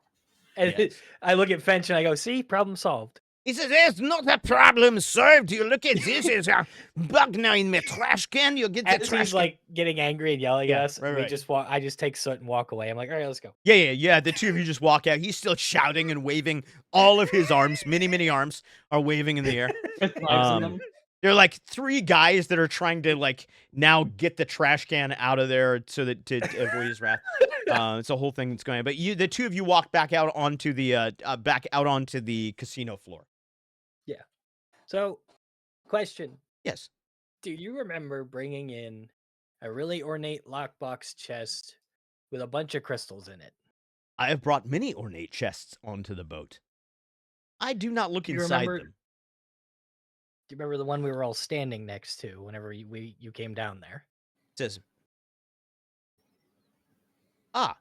you mean the chest that was open? Yes. Yes, I do remember that. Do you have any idea who that belonged to? I do not keep the manifest. That is Thrain's job. Where's Thrain? Thrain is in his office. Most likely, most of the time. He does not like many people. Where is his office? It is across from Mr. Cole's office. All right. Good. Thank you. You are a good robot. Your friend is an idiot. The one with the bloody knife on it? Thank you. All right, you can shut off. Wait, Chef. Thank you. I think I will return to the boiler room. And he just clank. Goes his way. All right, so back to the pilot house. Back in the pilot house, you guys are talking to Clem. What's goes?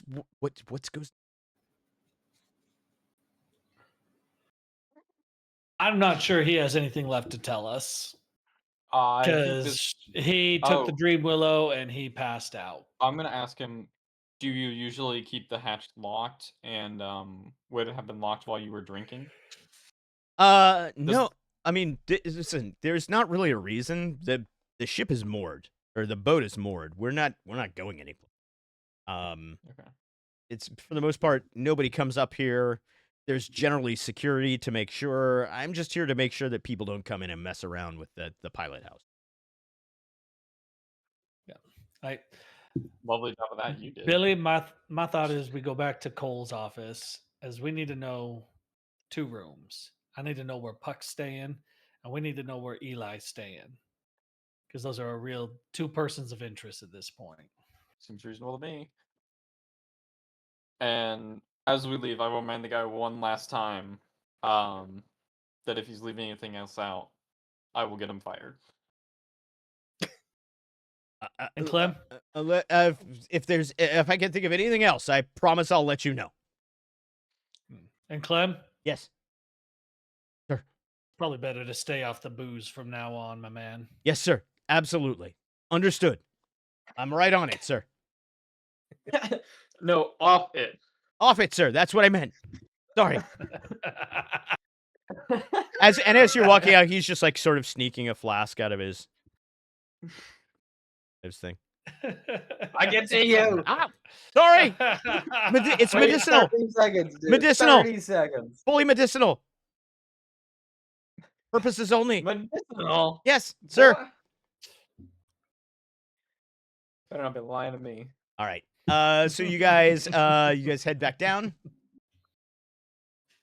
As you find your way Yeah. back down onto the casino floor, you see that down at the far end, Riberto is there, and he cold. Not good. You see Riberto, and the clank soot is just now leaving him and going back towards what you assume must be the boiler room.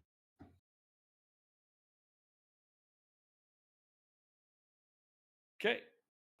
Roberto, I thought you were going to go talk to someone in the boiler room. What are you doing here? I already talked to him. So that manifest, trying to figure out what was in that chest with the red crystals that people are worried about. Okay. And it turns out it's in some guy named Thrain's office, and he's right over there. And I point to the office, and I'm like, maybe we can get some more info on that. How about you guys with shootings? Someone drugged the pilot. And so we're going to go find the room of the guy who drugged the pilot, and we got to find Eli's room too, because there's still a suspicion that he's the one who pulled the trigger. All right. Well, I'll come with you guys for that one. Okay. So you're I headed feel like Thrain would be a little too smart for me. You're headed to Thrain's office then? Well, where are they going? We'll go to Cole's office first. You're gonna okay, so you go to Cole's office. No, let's go to Thrain's office first. In case we need more info from Cole before we head out. Gotcha. Off to Cole's office. Off to Cole's office. Which Thrain's office. Awfully like a dungeon. Yeah, Thrain's. Thrain. This looks like a dungeon. What's that? Like evil thing. Like there's a bloody knife.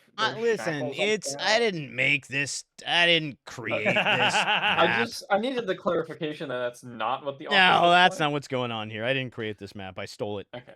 So we walk in, and we see Thrain at his desk. Yep, you see him behind his desk. Thrain is a dwarf, perhaps a bit on the nose, but he is in fact a dwarf. He's sitting behind a big stocky guy, wearing the same kind of uniform that you've seen everybody in, kind of the 3-piece suit with the the waistcoat underneath, watch fob, and the whole 9 yards. And he says, "That's not a finger; it's a worm. They're composting." Is there really a finger? What? They're composting. There's like a knife. It's a whole thing. Okay, so picture this without all of the bloody implements of death and torture on it. And he says, "What can I do for you?" Hey, I like the way you I just talk, want funny to skip man. the middleman and the straight talk this time. I just walk up to the desk, grab a piece of paper, draw the symbol. In the cargo hold, there's a chest with this symbol on it. It's not on the manifest. What do you know about it? Roll an instinct check for me, please. All three of you. Should I do that to detect lies? Yeah, you absolutely. You can. No, it's he hasn't said anything, so you can't detect lies. But I would like all three of you to roll instinct. 7. Yeah. Riberto doesn't. There's a fly that's flying around the office, and it is just like it's just bothering him. Like it just keeps buzzing around his head. He's completely oblivious to what's going on. Instinct. Instinct, yes, instinct. Okay. A 14 with hope for me. Hope. 16 with hope. Okay, you all both take a hope. Everybody takes a hope. When you mention that particular thing, he blanks a little. He gets noticeably nervous. Okay. Thrain, you obviously know something. Culinary technique involving what? Tell us. what you know about this chest. I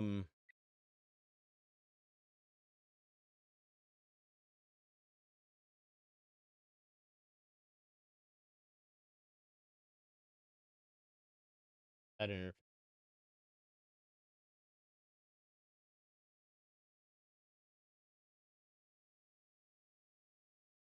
Okay, well, we can't do that. So we're not gonna. He says,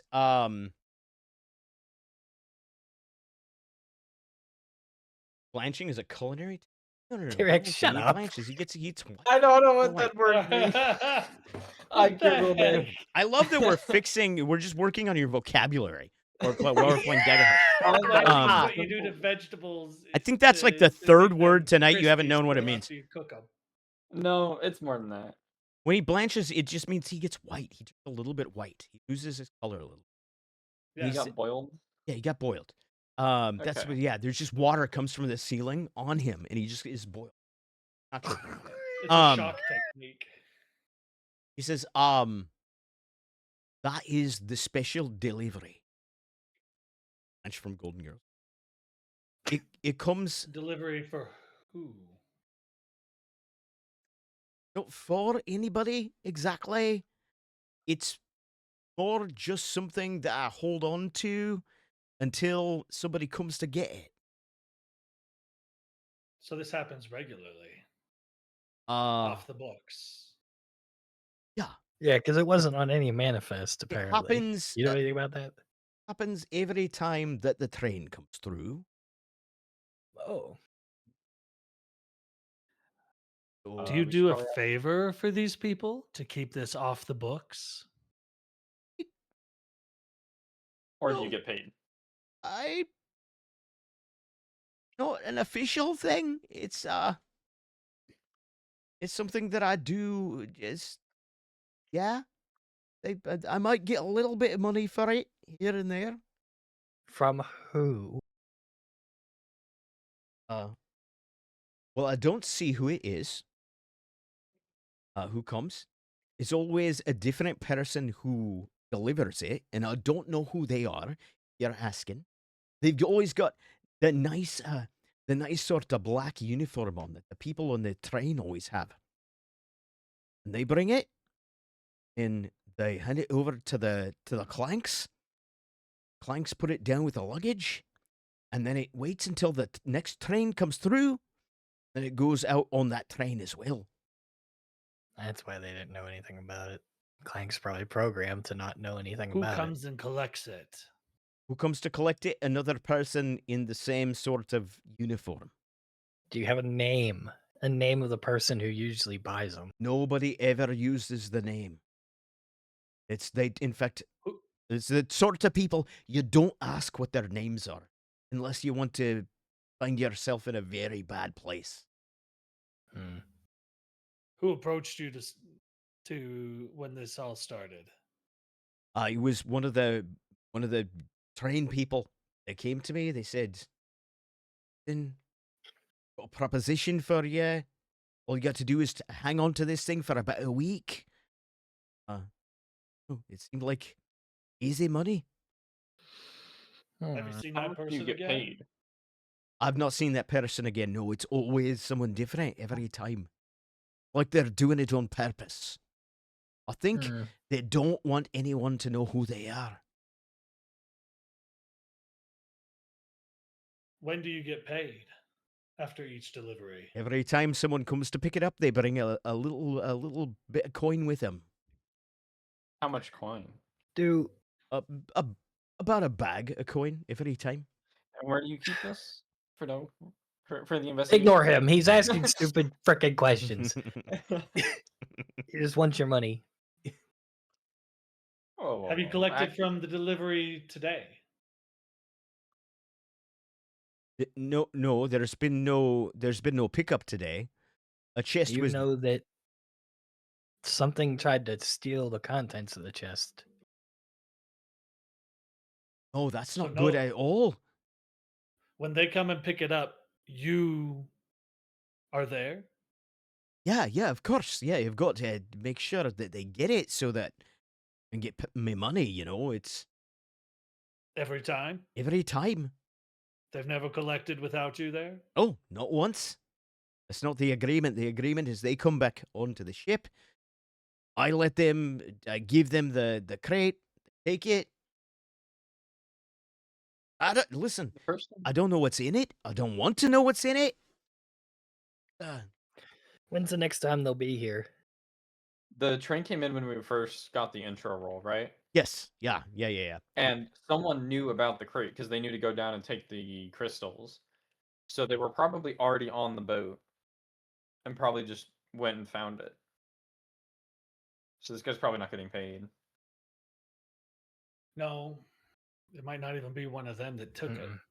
It's possible it's not. So, but like, how would they know to go down there? Like a commotion's when's the happening. next scheduled delivery? Yeah.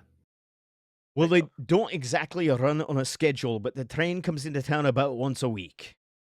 So, came in yesterday. It'll be here about a week from now. Damn it. I mean, Yeah, darn A it. week from now, someone's scheduled typically to come pick this up and pay you. Yeah. Again, there's no schedule. They just show up when they show up. But it's almost always about a week. Well, they're not going to be back. Who knows about your deal with these chests? Nobody knows about it. Well, They does came the to me Clanks know? directly. The Clanks don't have any memory of it. No, I asked I mean them. they know the chests. Yeah, they bring the chests aboard, but he says not supposed to keep things off the manifest, but it's been made very clear to me that these I do not write down. So there's no record of them. The Clanks would Clanks, remember yeah. them, but they wouldn't know what they are. The Clanks don't differentiate between the things. They're sort of machines. When I asked the Clanks, all they said was, "Yeah, we've You moved said it was many chests." ornate. Was the box actually ornate? I thought it was just a strong box, is what you said. It was a strong box. I mean, you could say it was a fancy strong box, but it had that specific symbol. Yeah, on I it, think right? he was trying to get you to say the symbol, Rob. I don't think you ever did. I never saw the symbol. Yep. Initially, Well, you would have seen the symbol when you went back down, but I never looked at the box. I never looked over the box. I came down, saw you guys, saw a giant cockroach, walked up to said cockroach, did nothing with the box. Yeah. So I have no idea about this symbol. Yeah, no, yeah. Roberto could very well have no idea about the symbol. And Michael has never shown me the symbol specifically. Well, Guilty to me. he showed you other people in front of you. All right. Ben really wants me to shoot the guy or something. How do they contact you when they come to pick it up? They every time I see the train, I take a bit of a break, go hang out at the train station. I wait. Somebody always comes to me. I bring them back here. They make their collection. I get my payment. That's how it goes. Ask him who the guy was yesterday. Ask him to describe the guy yesterday.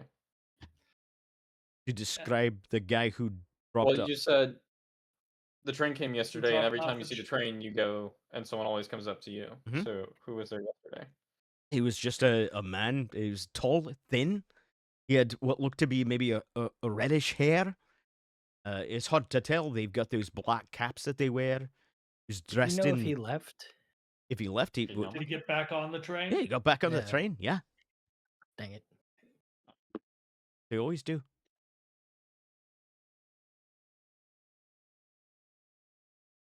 How did this man make you feel? Jeez. Really? Really? That's where we're going here. Yeah, it's How about does to it be a make you feel? long therapy Disregard. session. I pull the red crystal out of my chest, out of my pocket, put it on the desk. What do you know about this, Thrain? He looks at it. That's interesting. Think I've ever seen anything like that before. Can I lie detect on him real quick? Yeah, of I don't course. think he's ever Yeah. looked in any of the content. Yeah, hit that. Yeah, I don't hit me with think, that sweet right? He sweet says signal. that he hasn't. Rolling a lie detect. I got 11 with hope. 11 with hope. Yeah. I mean, yeah. It's ogres are like onions have layers. Ogres have layers. It's right, Brickman. No, it's pretty clear that he's seeing this thing for the first time. Your guess is he probably has not been looking inside these crates. Yeah. I have a feeling he doesn't know much more than what we're asking him. No. He doesn't seem like a very smart man. Right. I honestly think he's just taking the money and Yeah. If someone else comes to collect, let us know, Thrain. But if I were you, you might want to avoid them. Because I don't think the contents are in that chest anymore. Hey. All right. I thank you. Yes. You're- Have a good day. I go to walk Get out out and of I'm like, town. thanks for all your help, funny talking little man. Right. Goodbye. Off to Silas Cole's office. Okay. Back to Silas Are we Cole. snitching Okay. on the guy? Silas is behind his desk and he says, you're back. That we are. Not because I Did want to you be. find anything helpful? Few things, but first things first. I need the rooms of Elias. What's his last name? Eli Mercer? Eli Mercer and Puck Oren. Mercer and Oren. Okay, hang on. And he pulls out another ledger book and he kind of goes through it. Like, all right, Mercer's in 314, and it looks like Oren is in 362. 362. So both on the next floor up. Wait, which one was which? 319 is Mercer and 362 is Puck. And the dead guy, what was his room number?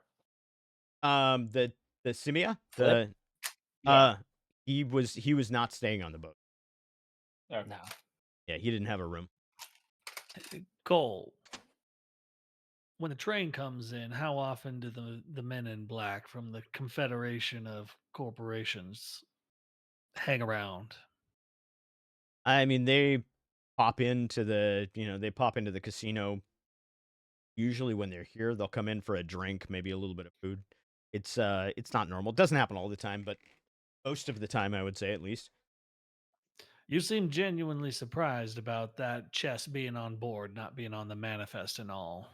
Yeah, How, I have serious concerns about that because we strictly manifest everything that comes on board. That's the procedure. Ask him how often. are you aware the Confederation has apparently been dropping off chests of that nature every week when they come into town on the train? Well, the train is strictly speaking isn't a Confederation train. We don't really know. There's undoubtedly some kind of corporate, connection to it, but we don't know anything about that train. I was gonna say, I think you're just making assumptions, Silas. That chest is coming on weekly.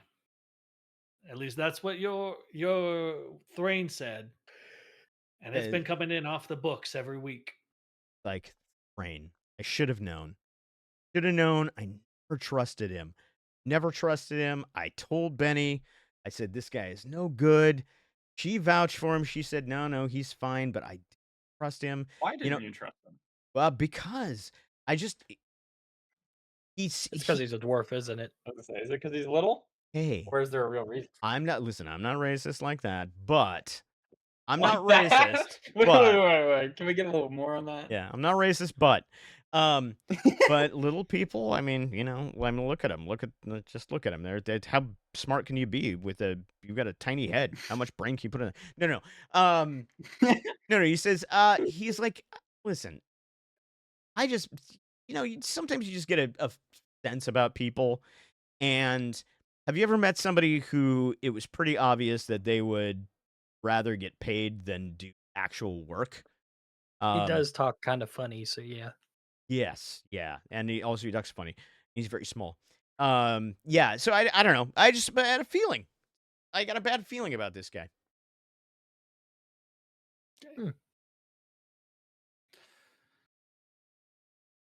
You talk funny, Riberto. How dare you? Riberto the frog here. So, did you see those bugs that were coming out of the mesa earlier? Oh yeah, absolutely. How could you not? Giant friggin' wasps, man. That's terrible. There were some crystals around. Have you ever seen large bugs with some sort of crystal carapace around before? Oh yeah. Oh yeah. Those have been coming around actually roughly ever since the trains have been coming around. About the same amount of time. About the last year we've had infestations like that. My guess is something woke them up when they either when they closed the new mine or when they started the new mine, something must have woke them up or brought them to the surface. I don't know what it is, but I don't like it. So you see some sort of appearance of bugs of that nature, would you say every week that the train comes into town? Yeah, now that you mention it, it's about the same timing. Is that about the timing of when you feel some sort of earthquakes around here? The earthquakes are a little more frequent than that, but I mean, yeah, they seem to get, you know, they seem to come and go, but they're not timed exactly with the train. No. Okay.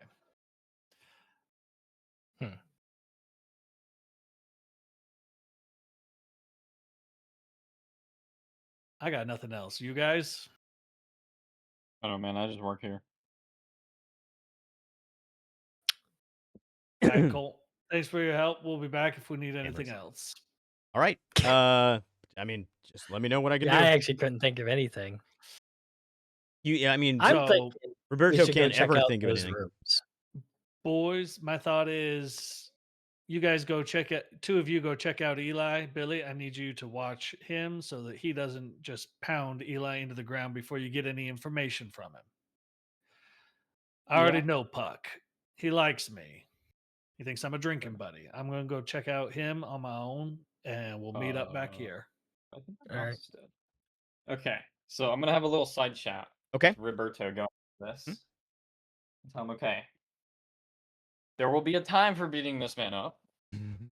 If he did or did not kill your friend, I don't really care. We can beat him up later. Either way. But we need to not do it to start with, all right? I'm dumb. I'm not stupid. You can do all the talking you want with your fancy schmancy talk. All right. Good. I'm just there to make sure you don't get your dumb ass killed. Oh, please. Let's What go. could possibly go wrong? All right, so let's see. We're gonna follow Silas first, to Puck's room. You walk up the stairs. You walk down towards the room. You find the room 362, number on the room, and you come up to the standing in the hallway. There's nobody else in the hallway. It's alone. I'm about to knock, but I feel this pull in my pocket and some sort of whisper in my ear. And I look around, see who's there, nothing, but I check my pocket and I pull out my room key. Yeah. And I'm in room 361. Yeah, So you I'm are wondering, directly this next is door. weird. That's true. So I figure before I go into Puck's room, I'm going to check out my own room, which is weird for me because I wasn't planning on going in my room. I don't sleep in the room. I don't sleep without my dire wolf. I have to sleep with my dire wolf because I don't sleep. I actually meditate through the night. Oh, that's while my spirit, my body meditates while my spirit enters the realm of Shifu. Excellent. And I need my dire wolf to watch over me. So I go into my room. Religious gobbledygook. And see what might be in there because something's pulling me. Yeah, 100%. And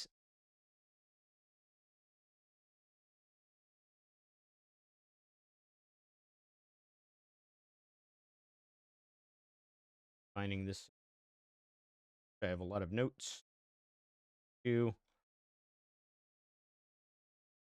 Scroll on this page. Did you want to scroll? Wanted to scroll. Yeah.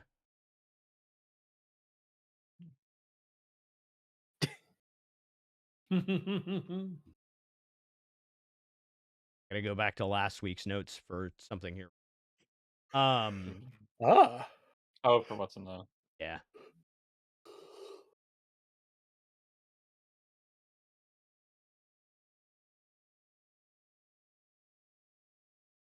Chat, bear with her.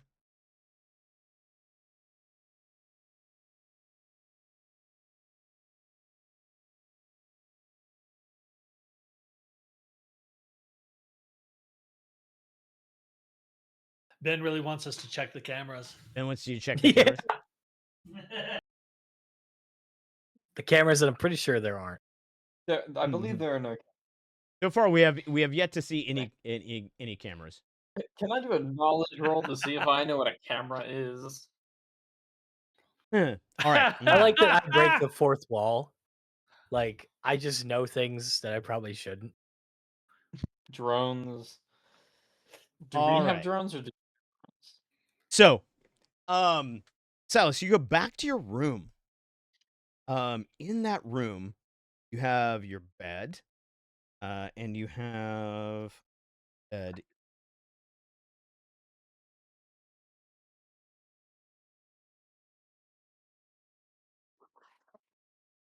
The rooms are locked, yes? The rooms are locked. Yeah, so you do have a room. Okay, they gave us room keys for them. Yep.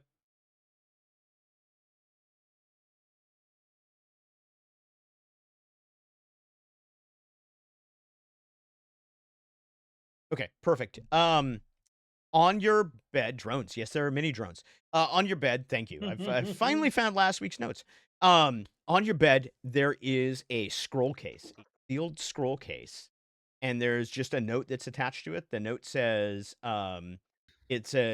thank you for your help. We owe you one, and it's just signed with a B, right? Just like the other ones. As you walk into the room, it feels cold. A little bit of a moment of cold, and you look, and above the scroll case there's something lying on the pillow. And as you get closer, you pick them up, and it's a pair of glasses. But noticeably, it is the pair of glasses that Flip Hollowtail had on. And as you're looking at the glass, you realize that there's a mirror behind you, like at the foot of the bed, and you see a little bit of something reflected in the mirror for just a second. There's just like a flash of blue, something blue in the mirror for just a second. You turn around, trying to catch it, and you see that written on the mirror in there is a name. That name is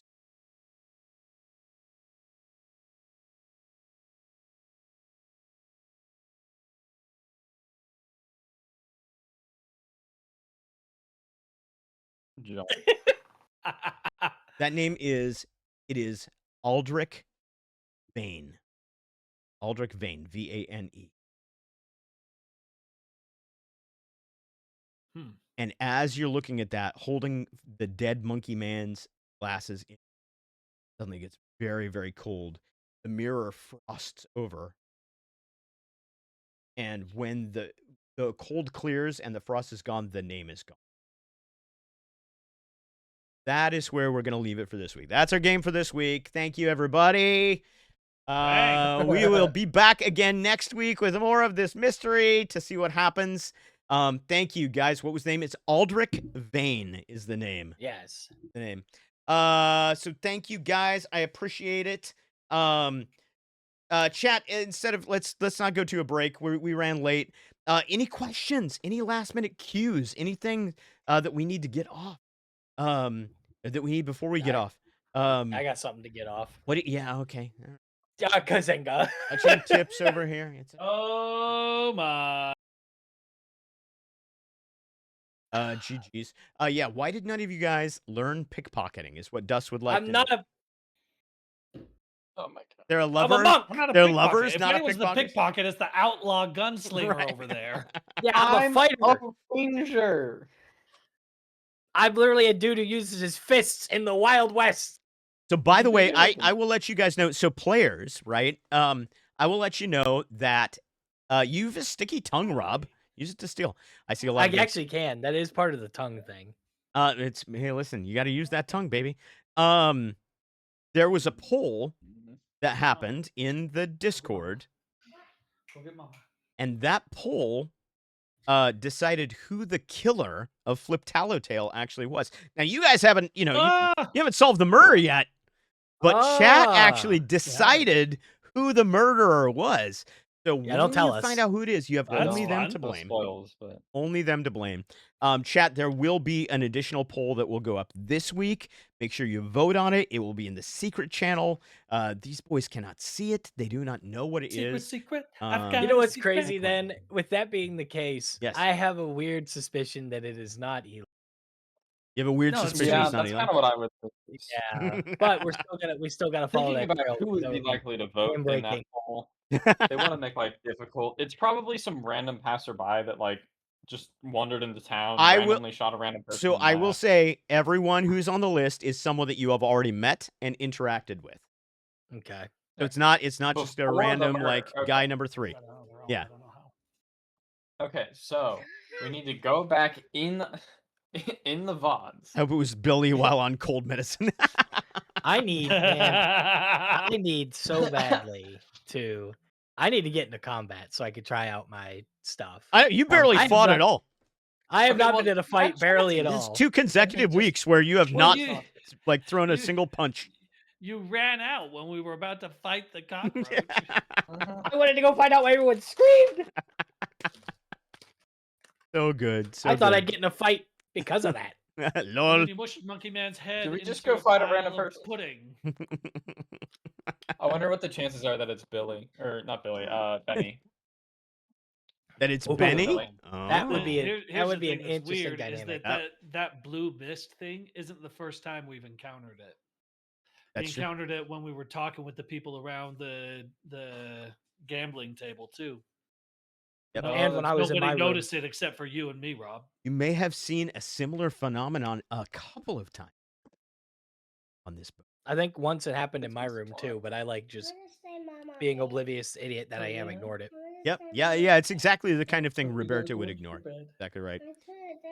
Oh, it's been so long, I don't remember any of that. It's too bad you don't. I don't know. Take notes. I took some today on a spreadsheet that I use for other things, so I'm gonna not I'm- remember them. Benny the Killer. I'm not sounds taking Benny notes the killer. completely on purpose.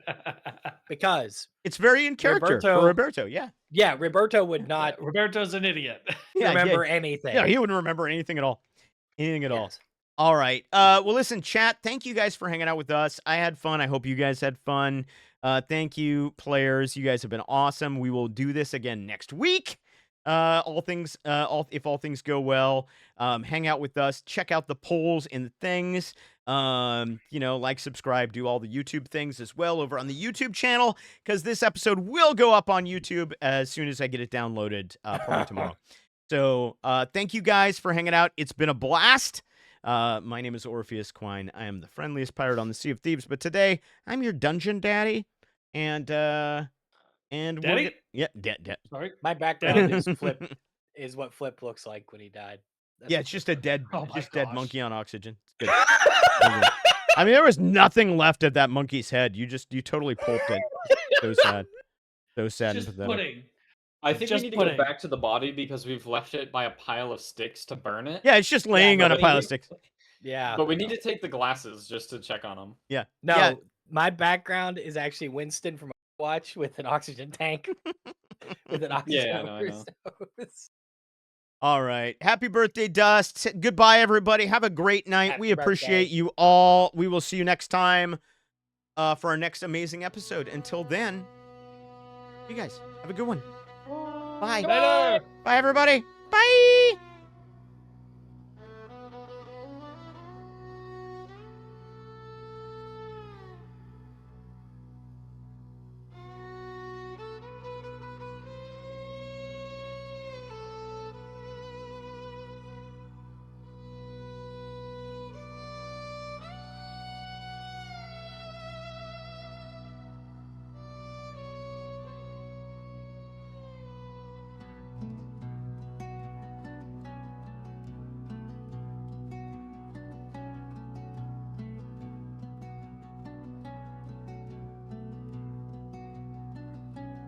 Dust don't speak, but it listens close.